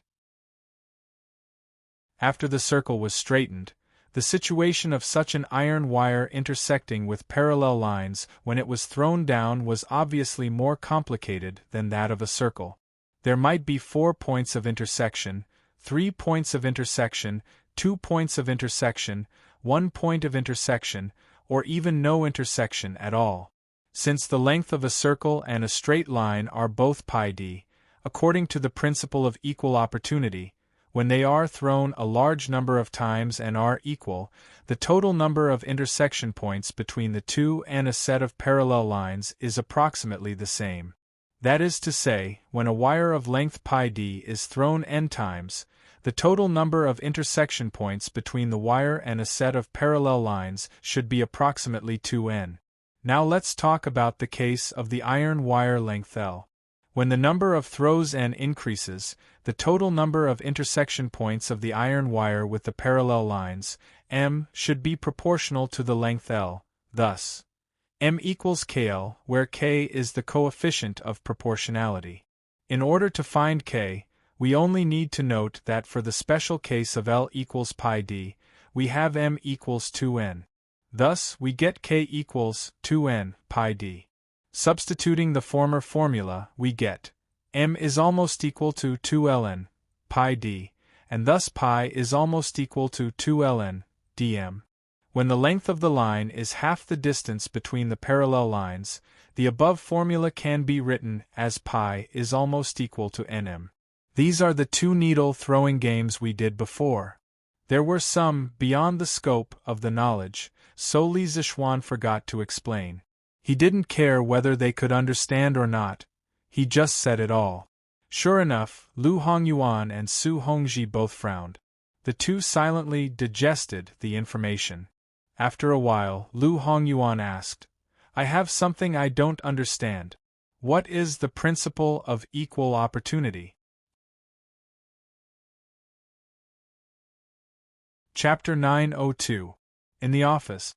When Li Zixuan heard Lu Hongyuan ask about the principle of equal opportunity, he couldn't help but rub his eyebrows. This problem was too complicated to explain. After thinking for a long time, he still didn't know where to start, so he could only say, Dr. Lu, this so-called equal opportunity, I can't explain it to you at the moment. In the future, another field of mathematics will be derived, called probability theory and mathematical statistics. After you finish reading that book, you will roughly understand what equal opportunity is. In addition, when mathematics is developed to a higher level, the same result can be derived through pure mathematics. That method is more complicated, so I won't take it out. In fact, the Buffon needle throwing problem could be completely proved using pure mathematics. Two mathematical abstractions were used in the middle. First, let the needle rotate around a point on the basic unit segment. Through definite integration, the ratio of the two areas was obtained. Then, let the needle translate on the basic unit segment. Using definite integration, the ratio of the two volumes was obtained. Finally, the relationship between the probability of the fine needle pressing the line and pi was obtained. However, this process required knowledge of trigonometric functions and calculus, so it would be more troublesome to explain. But then again, when a person reached a high level in mathematics, they wouldn't use such a stupid method like the needle throwing experiment to find pi. Because trigonometric functions and infinite series methods could be used to obtain a more accurate pi. According to records, in 1706, the British mathematician Melchin used the formula pi equals 16 arctan 15, 4 arctan 1239 to calculate the value of pi, which broke through the 100-digit decimal mark. The value of arctanks could be calculated through the Taylor series. At this time, Lu Hongyuan couldn't help but be shocked. Listening to Li Zixuan's words, the new mathematics that everyone thought was very advanced was only in the beginning stage. In the future, there would be a whole set of advanced theories, and other knowledge would be derived. How old is Li Zixuan this year? How can there be such a terrifying amount of knowledge in his brain? Is he going to establish his own school of mathematics, and become a founding figure in the field of mathematics? At this moment, Lu Hongyuan didn't care about the equal opportunity principle anymore. His heart was only filled with horror. He looked at Li Zixuan as if he was looking at a monster. Gulp. Su Hongji was stunned for a while, and couldn't help but swallow a mouthful of saliva. When he first met Li Zixuan, when he was checking the accounts of the shop, he wanted to give Li Zixuan some pointers. Only today did he realize that he was not on the same level as Li Zixuan. The difference between them could be described as heaven and earth.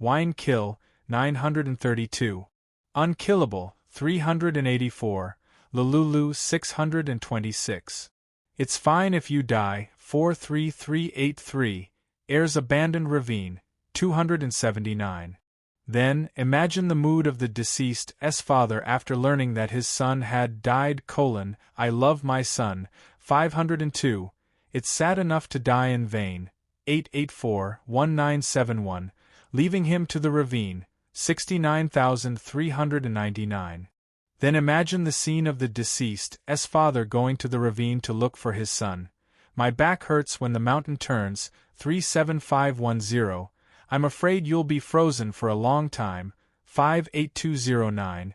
Long sad Cece, 74,944. Then, the scene of the father finding his son in the ravine and saving him, and the son realizing his mistake and turning back. I save my son, 592. The cave turns, 307. It's not good to stay, 816. The four neighbors are happy, 406. Heirs not happy, 286. Heir dotes on father for a long time, 20,899. Father lured doesn't understand, 86,280. Think thrice, 348. Sun Wu, 25. Think thrice and be reluctant, 34211. Wife waits for a long time, 70,679. Just like that, wouldn't the first 100 digits of pi be easy to memorize? I'm just asking you guys if you're 6 or not. Su Hongji and Lu Hongyuan didn't know if they should slip away or not, but when they heard Li Zixuan make such a solemn guarantee, their faces became solemn. This was because Li Zixuan had never used his personality to guarantee anything.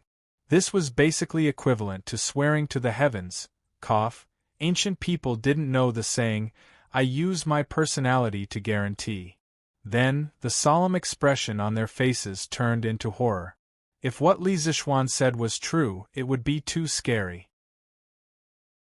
The ancestral rate was 100 digits after the decimal point. This Li Zixuan was going to break through the heavens of the mathematics world. Seeing the shock on their faces, Li Zixuan couldn't help but feel a little proud. He finally had a chance to show off. However, Su Hongji's next sentence caused his face to darken. Ahem, Yamacho, can you say it again? We can write it down. Chapter 903. After sending Lu Hongyuan and Su Hongji off, Li Zixuan packed up his things and went home. Li Zixuan made a copy of pi and gave it to Su Hongji. Although no one could verify the accuracy of pi except him, Li Zixuan believed that there would be students in Yanhuang College who could calculate pi to so many digits in less than 5 years. He had just told Lu Hongyuan the same thing. The old man was very excited and said that he hoped that he could live until that day. Li Zixuan was silent after hearing this. He wanted to invite Lu Hongyuan to Yanhuang College, but now he only hoped that Lu Hongyuan could retire from the School of Mathematics as soon as possible so that he could go home and enjoy his old age. The old man should teach and educate people all his life. He should have a happy old age. Young master! Uncle Wang, you're here. Li Zixuan saw Wang Zhong when he got home. He quickly walked over and greeted him with a smile. They sat down. Wang Zhong knew that Li Zixuan didn't like to beat around the bush, so he said directly, Young master, you asked me to buy grain and build a granary. With the help of the college's engineering team, the granary has been mostly repaired. It's at the foot of Yunshan Mountain. The granary door is locked with a special lock made by Mr. Mo. This is the key, please keep it well. Then he handed over a key. Li Zixuan took it and smiled gently. Haha, Uncle Wang, thank you for your hard work. Not at all, not at all. Wang Zhong replied and said, Young master, with the help of the Chamber of Commerce, we have bought nearly 400,000 dawn of grain. The granary is full, and this amount is more than enough. We can't buy any more. Besides, it's said that the imperial court has started to buy the surplus grain on the market. They bought more than we did. Because of this, the price of grain, which had dropped to 2 coins a bushel, is now going to rise again. If we buy more, I'm afraid that it will cause the price of grain in Chang to skyrocket. It'll be bad if the emperor blames us. 400,000 dong? Hearing this number, Li Zishuan couldn't help but be shocked. It was true that he had asked Wang Zhong to buy a large amount of food, but he didn't expect Wang Zhong to be able to buy so much food. This was a bit beyond his expectations. It was mainly because he underestimated the ability of the members of the Flaming Yellow Chamber of Commerce. Uncle Wang, give a batch of grain to the winery to make wine.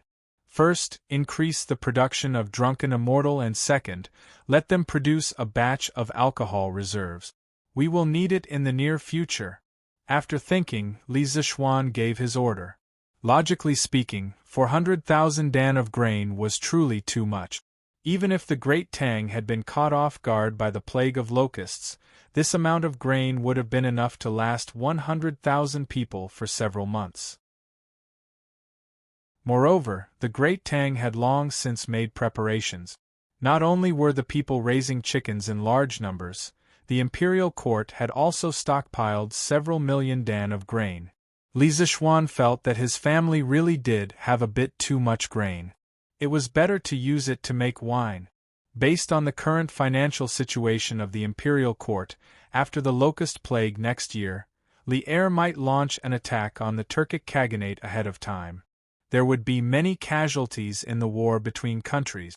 If he stored more alcohol, he could ensure that more of the injured would not die from infection. Hearing Li Zishuan's words, Wang Zhong's face turned red. He realized that he had accidentally bought too much grain. He quickly nodded and said, "Yes, young master. This old man will arrange it right away." The next day, when it was almost noon, Li Zishuan brought him to the Hejian County King's manor to look for Li Shaogong. What surprised him was that the county king's mansion had already begun the renovation of the old house. The houses on the left side of the prince's mansion had all been demolished. Some workers were digging the foundation. Li Zishuan had seen many of these workers before. Well, they were all from the academy's construction team. From the looks of it, Li Shaogong wanted to imitate the style of the Cloud Mountain courtyard and build a similar courtyard in his prince's mansion. This was because he had already asked Li Zishuan for the Cloud Mountain courtyard's blueprints and a lot of cement. This old man really did not know how to make himself suffer. Once he had something good, he would immediately bring it to his house. "Your Highness, about the regulations of the shipping department, I have already drafted them. Would you like to take a look?" The butler brought Li Shaogong to the back room. Li Shaogong was drinking tea in the room. It seemed that he had just finished the morning assembly and had not even taken off his court robe. "Hey, you brat! If I had known that you were done, I would have brought you to the morning assembly. Now I have to make another trip. Someone, prepare the carriage," Li Shaogong said helplessly as he beat his legs. The servant beside him quickly agreed, and then went to prepare a horse for Li Shaogong. Li Zishuan was stunned and asked, "Your Highness, don't you want to take a look first?" Li Shaogong waved his hand and said, "No need. What is there for me to be worried about? At most, I will take a look from the carriage." He had always been self-aware. He knew that in terms of overall planning, Li Zishuan's ideas were definitely better than his. Yanhuang College was a good example. He had never casually interfered in areas that he was not good at. Just like when he brought Li Jing to destroy Shaoxian, he had never interfered in the military deployment and command. He had left it all to Li Jing. You could say that he was leeching, but since ancient times, there had been many superiors who liked to give orders to their subordinates in areas that they were not good at. In the end, it led to the situation becoming worse and worse. Sometimes, leeching was also an advantage. The two of them arrived at the palace in a carriage. After reporting, they were brought to Ganlu Hall. Li Er was there working hard to read the memorials. Your Majesty, Li Zishuan has already drafted the regulations for the Department of Shipping. Please take a look. After greeting each other, Li Xiaogong stepped forward and cupped his hands. This was his second advantage. He had never fought with his subordinates for credit, unlike some leaders in modern times. They were clearly not the ones who did it, but they insisted on putting gold on their faces. Oh? So fast? Zhao Song quickly presented. Li Er's expression lit up as he hurriedly said. Zhao Song took the thick stack of documents from Li Xiaogong and handed it to Li Er. Li Er opened it and saw that it was organized and structured. It looked very comfortable. He could not help but secretly praise Li Zishuan. Once he was serious about something, there was nothing to say. Putting away these complicated thoughts, Li Er calmed down and began to study seriously. As the ruler of a country, he could not think of things as simply as Li Xiaogong. He had to think of a comprehensive plan. After about half an hour, Li Zishuan's legs were a little sore from standing. Li Er finally raised his head and said, "Not bad, not bad. This regulation is well written. Especially this department of inspection, it is very necessary. But why are there curved plows and cement in the list of prohibited goods?" Li Zishuan stepped forward and explained, "Your Majesty, what I am thinking is that in the future, all the advanced farming tools and tools of Tang Empire must be prohibited from being exported to the outside world. We must sell flashy things like colored glass and divine mirror. Only in this way can Tang Empire always remain advanced and strong. Otherwise, once the technology is leaked, we may nurture an opponent that can threaten us."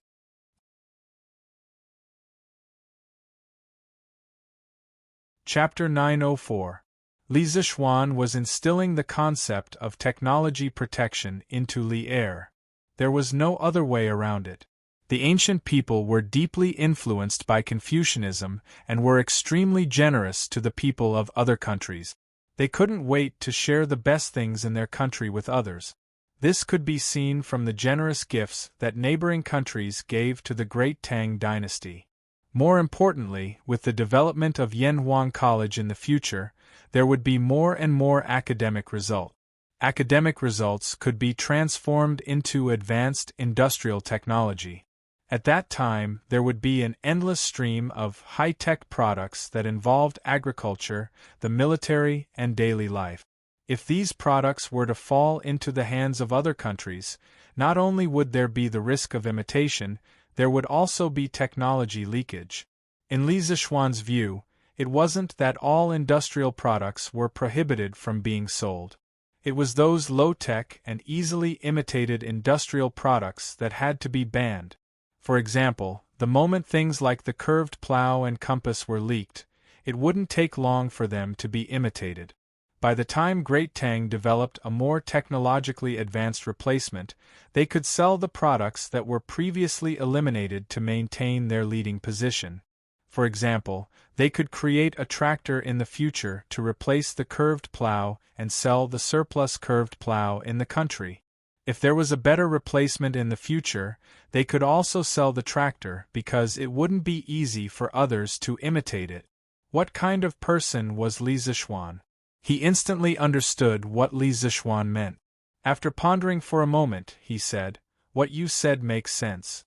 We can sell ordinary products, but we can't sell anything that harms the interests of Great Tang.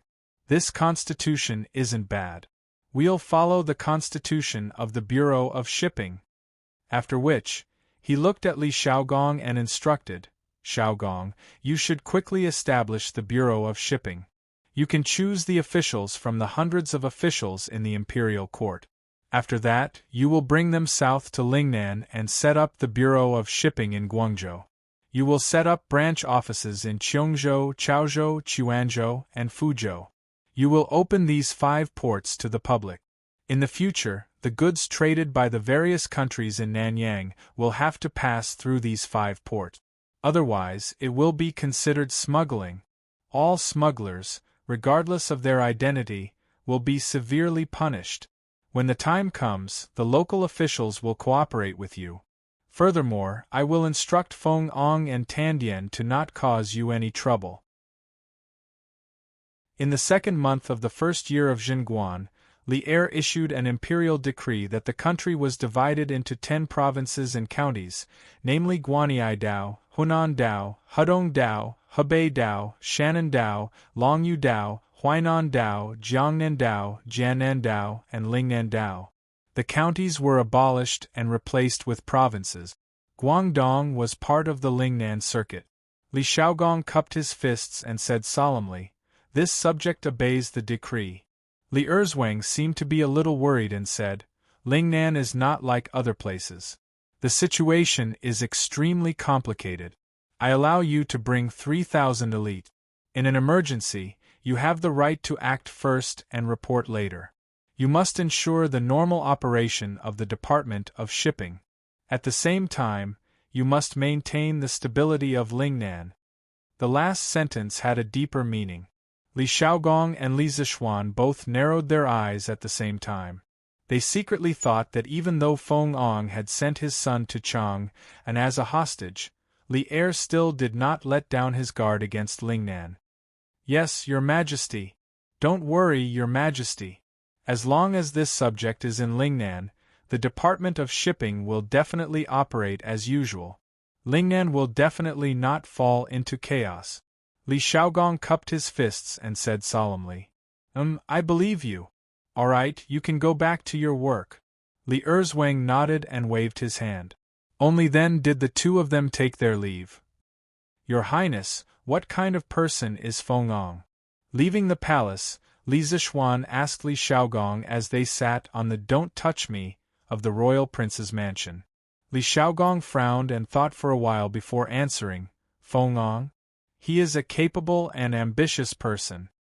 Without waiting for Li Zishuan to ask, Li Shaogong continued, "In the previous dynasty, Feng Ong started as a small county magistrate and went all the way to the right Wuwei Grand General. Although he had the support of his ancestors, his ability to lead troops and fight wars was unquestionable. After the previous dynasty was destroyed, Feng Ong led the army back to Lingnan.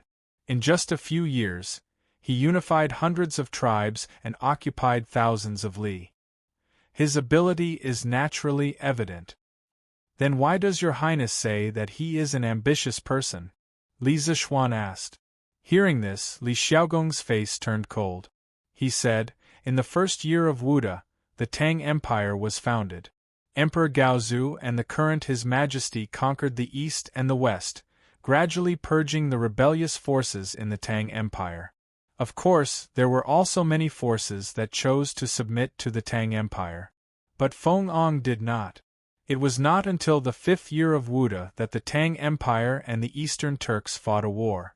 The Turks retreated and the situation in the Tang Empire became clear.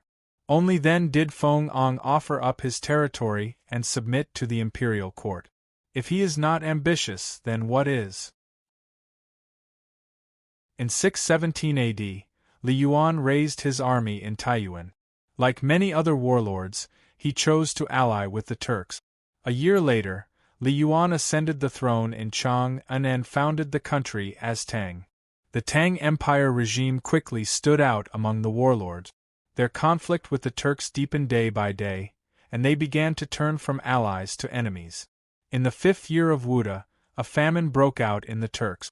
At that time, Li Yuan wanted to free himself to deal with his most powerful opponent, Lu Haida, so he took the initiative to send large amounts of gold, silver and treasures to Xieli Khan, requesting peace. Xieli Khan was in a difficult situation because of the famine, but he was happy to push the boat along with the current. The two countries promised to marry and mend their relationship.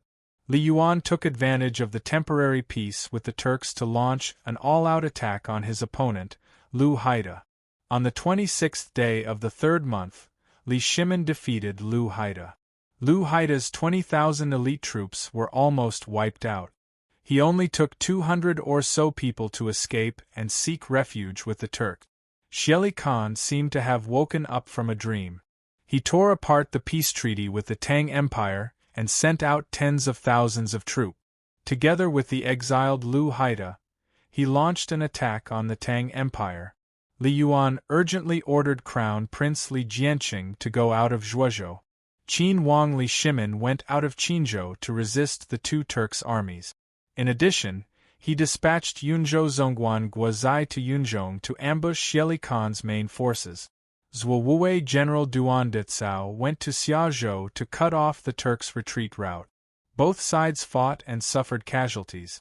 However, because at that time the Tang Empire had not completely unified China, Li Yuan tried his best to avoid large-scale conflict with the Turks, so much so that he did not hesitate to sacrifice part of his interests to restrain Xieli Khan. Finally the Turks withdrew their troops, giving the Tang Empire a very precious opportunity to breathe. It was also in this year that Lingnan chief Feng Ong entered the imperial court and expressed his willingness to submit to the Tang Empire. Li Yuan divided his original territory into Gao, Luo, Chun, Bai Ye, Zhai, Lin, and Zhen, 8 prefectures. He appointed Feng Ong as Shangzhu Gua, Gao Zhou's Zhongguan, and conferred him the title of Duke of Yu. He appointed his son Feng Zhidai as the governor of Chunzhou. Inside the carriage, Li Zishuan was silent for half a day. Then he cupped his fists and said, "If it is really as Wang Ye said, then Wang Ye must be careful in everything in Lingnan." Li Shaogong laughed heartily and said, "Ha ha! Don't worry, Feng Ong, won't dare to touch this prince. If he does, then the imperial court will have a reason to send troops to Lingnan." At the end of his words, a cold light appeared in his eyes. Chapter 905. Li Zishuan would not be able to help with this. The next step was for Li Shaogong to select suitable officials to fill up this newly established department. Although he knew most of the big shots in the imperial court, it was useless if he was not familiar with them. As the saying goes, you may know a person for a long time without understanding his true nature. This kind of thing had to be left to Li Shaogong, the old fox in the imperial court. He still had a lot of things to do. On the FIFA side, Ma Zhou was also very efficient. Now, the team of the FIFA headquarters had been set up. More than 30 young scholars had just joined and were learning the football management regulations, written by Li Zishuan under Ma Zhou's organization. They would be assessed in a week. Li Zishuan planned to wait until this group of people had finished their training before selecting some of them to set up local FIFA branches. The Great Tang had 10 daos, and he was only planning to set up a FIFA branch in each one, not every province. After all, the Great Tang had more than 300 provinces. How could he find so many people? In addition, because of Li Zishuan's wonderful engineering enlightenment class, Yanhuang College had become famous. Every weekend, students from other places would come to visit. Li Zishuan did not refuse any of them. The two places that most students visited were Guanghua Building and the sports field. There was a huge globe downstairs in Guanghua Building. On it, the location of each province and county of the Tang Empire was marked in detail. The other countries were not marked in detail, but from this globe, it could be seen that the Tang Empire's territory was very small compared to the whole world. This surprised many people. Before Li Zishuan, everyone thought that the Tang Empire was the center of the world. But the reality was not like that. Of course, there were people who doubted the authenticity of the globe. But when there were doubts, there would be Yanhuang College students next to them who would take out the college's geography textbook and debate with them. After a period of time, many people accepted Li Zishuan's Earth theory. The sports department of the academy already had a batch of soccer balls for the academy students to rent for free. Therefore, there were several soccer teams formed by the students in the academy. However, there was only one field, and Li Tai and the other rich second generations could not occupy it every day. In the end, the soccer teams discussed with each other and decided that they could use whatever field they wanted on weekdays, but on weekends they had to take turns. Therefore, there were football matches on the sports field every weekend. Most of the students who came to visit Yanhuang College liked to come here to watch the fun. Correspondingly, more and more people began to feel the charm of football. Most of these people wanted to buy a football when they went back, but when they saw the high price and the long line outside the strange interest pavilion every day, they dismissed the idea. Since I can't afford it, I'll rent it. Although it cost 100 copper coins to rent a soccer ball for a day, it was still acceptable for several people to share the cost of a dozen copper coins. Therefore, the football rental business of the Football Association became popular. The more than 300 soccer balls in the warehouse could be rented out every day, and they could earn dozens of copper coins in a day. Although this was a small amount of money to Li Zishuan, this small amount of money was more than the monthly profit of some restaurants and shops. It really made many people envious. Phew! The matters of the Academy, the Department of Municipal Imports, and the Football Association have finally come to an end. I can finally do my own things. Li Zishuan sighed and sighed as he walked on the path of Yunshan. During this period, he was very busy for Yanhuang College, the Department of Municipal Imports, and the Football Association of Tang Empire. Now that these three departments were on the right track, he could free up his hands to do some interesting things. For example, supplying electricity to the Yunshan villa. This was something he had wanted to do for a long time. He was tired of the dim candlelight. He wanted to bring light to the dark night of the world. Ahem, he digressed. He just wanted to use a light bulb in his house. It was such a simple request, but there were many difficulties in it. However, Li Zishuan was not afraid of difficulties. After all, now that he had rubber, he could use rubber-coated copper wire as an electric wire. It was more stable than the previous enameled wire. In this way, the medium and long-distance power transmission was guaranteed. Moreover, there was a small waterfall at the top of the west side of Yunshan Mountain. When the time came, he could put a hydroelectric generator under the waterfall and connect a wire back. Then, he could find a way to make a light bulb. Wouldn't he be able to achieve electric lighting? Although he did not have the metal tungsten needed to make the filament of the electric lamp, who said that only tungsten could be used to make the filament. Other conductive materials could be used to make it, but the lifespan was shorter. Li Zishuan couldn't help but feel excited at the thought of having the opportunity to use the electric lamp in Tang Empire. When this guy returned home, he went straight to his study and ignored the outside world. He was only focused on electricity research. Your Majesty, bad news, bad news. Night fell, Ganlu Palace. A young eunuch suddenly ran in a panic and said as he ran. Zhao Song, who was standing not far away from Li'er, glared at the young eunuch. He thought to himself that this guy really didn't know how to speak. What did he mean by Your Majesty, bad news? Wasn't he cursing Li'er? Why are you in such a panic? Tell me quickly. Li'er didn't think much of it. He only frowned slightly and asked. The young eunuch hurriedly said, Your Majesty, His Highness King of Wei, His Highness King of Wei is seriously ill and can't get up. What? Qin Ke is ill? Li'er stared and suddenly stood up. He shouted at the young eunuch, Why is Qin Ke ill? Wasn't he fine in the morning? Why is he suddenly so ill and can't get up? Imperial physician? Where's the imperial physician? Why aren't you calling for the imperial physician? The young eunuch said with a sobbing tone, Your Majesty, we have already called for the imperial physician, but the imperial physician said, clang. At this moment, the sound of a porcelain plate falling to the ground came from the entrance of the palace. Li'er, who was upset, thought that some servant had accidentally broken the flower pot or something. He wanted to reprimand, but when he looked up, he was stunned and swallowed the words that were about to come out of his mouth. Li'er quickly walked down and greeted the person at the entrance of the palace. He said, Maid Guanyin, what's wrong with Qin Ke? Tell me what's wrong with Qin Quebec. The person who came was Empress Zhongsun. Seeing that it was already late at night, she wanted to send some refreshments to Li Er, but who would have thought that just as she arrived, she would hear such shocking news. Her entire face instantly turned ghastly pale. At this moment she couldn't care about being rude. As if she didn't see Li Er, she rushed to the young eunuch and asked with a hoarse voice. Yes, hoarse. As a mother, there was no news more shocking than this.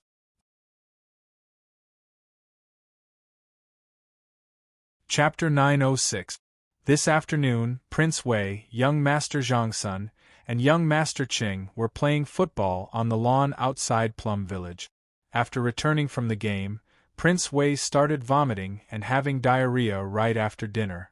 At first, the official of the Prince Wei's residence thought that the food was not clean, so he severely punished the steward of the kitchen. The medical officer of the Prince Wei's residence thought that Prince Wei had eaten something bad, so they prescribed a prescription to stop diarrhea. After Prince Wei took it, not only did His Highness's illness not get better, but it became even worse. Now, Prince Wei is about to vomit his bile and poop his intestines out. Li Er and his wife were worried about their son. Ignoring the fact that it was already late, the two of them left the palace. On the way to the Prince Wei's residence, the eunuch who came to report first had the chance to explain the details to Li Er. Li Er's face darkened as he asked, "What did the imperial physician say?"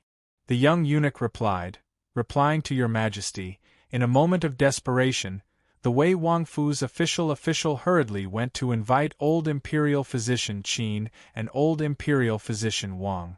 However, after the two imperial physicians took His Highness's pulse, they said that His Highness the Prince of Wei is Empress Zhongsun asked anxiously, "What illness is my son suffering from? Tell me quickly." The eunuch trembled as he said, "Your Majesty, the two imperial physicians said that Prince Wei is suffering from cholera." Cholera? Even though Li Er and Empress Zhongsun were mentally prepared, they were still shocked when they heard these two words. After the shock, Empress Zhongsun's face instantly turned pale. This was because those who contracted this illness were basically half a step into the gates of hell. Bastard! Qinke was originally fine, why would she suddenly have cholera? Investigate. Zhao Song. Bring people to investigate properly. Let's see if there is someone who is so daring as to poison my son. Focus on the food and water sources that Qinke has been eating recently. Although Li Er's heart was also very uncomfortable, he was still a man, so his expression was still considered calm. However, as an emperor, it was inevitable that he would have some persecution paranoia. He felt that there were always unruly people who wanted to harm his son. Therefore, he ordered with a gloomy face and a cold voice. "Yes, sir." At this juncture, Zhao Song did not dare to be careless. He responded and went to make the arrangement. "Duguxian, this general is here. Immediately send someone to invite all the imperial physicians in the Imperial Physician Bureau, regardless of whether they are asleep or not, to the Prince of Wei's mansion. As you command. Also, send someone to the Taibai mountain area and see if they can find Dr. Sun." After Li Er made some arrangements, he was still worried. He placed his hopes on Sun Simiao again. However, this old man was traveling the world with his disciple to save the living beings of the world. His whereabouts were erratic, so how could it be so easy to find him? Duguxian understood this as well. He pursed his lips and hesitated for a moment before cupping his fists and replying, "This general obeys." Li Tai had contracted such a life-threatening illness. Now that things had reached this point, as his subjects, they could only do their best and leave the rest to fate. They only hoped that they would not be implicated when the time came. "Greetings, Your Majesty." "Greetings, Your Majesty." A quarter of an hour later, Li Er and Empress Zhongsun finally arrived at the Wei Prince's mansion. Ignoring the servant's salutes, Li Er directly asked with a sullen face, "Where is Qinke? Bring me there." Your Majesty, His Highness Prince Wei is in the backyard. Sigh, Your Majesty, you and Her Majesty are of great value. You can't just go there like this. Officer Wu of the Wei Prince's mansion was halfway through his words when he saw that Li Er and Empress Zhongsun were about to enter. He quickly stopped them. Bastard! Get out of my way! Li Er was furious. Although cholera was contagious, it was only transmitted through food and water. Officer Wu was making a big fuss over nothing. Besides, even if there was a risk of him being infected, he had to go there at this time. The young man inside was his son. Therefore, at this moment, he did not care about the harmony between the monarch and his subjects. He directly pushed Officer Wu far away with one hand and then quickly walked to the backyard with Empress Zhongsun. A large group of people behind hurriedly followed behind. When they arrived at the backyard, they saw that a side room was brightly lit. Without needing to ask, Li Er directly walked to that room. As soon as he got close to that room, he smelled a disgusting stench that almost suffocated him to death. But at this moment, his son was still on the verge of death. How could he have the time to complain about the stench? Empress Zhongsun did not even frown as the husband and wife pushed the door and entered just like that. Since the two of them were already like this, how could the large group of people behind dare to complain about the stench and not enter? Therefore, one by one, they resisted the urge to vomit and all went in. Qingke, how are you? The first thing she saw was Li Tai lying on the bed with a pale face. Beside the bed was a wooden basin and a toilet bowl. The stench in the room came from these two things. Empress Zhongsun saw that her son was weak and on the verge of death. She staggered 2 steps and walked over. She touched Li Tai's cheek and said sorrowfully. Hearing Empress Zhongsun's voice, Li Tai opened his eyes with difficulty and said weakly, Imperial Mother. Imperial Mother is here.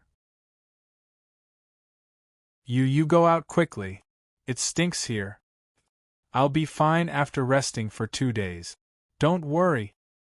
Hearing him say that, Empress Zhongsun, a strong woman of a generation, also felt grief from the bottom of her heart.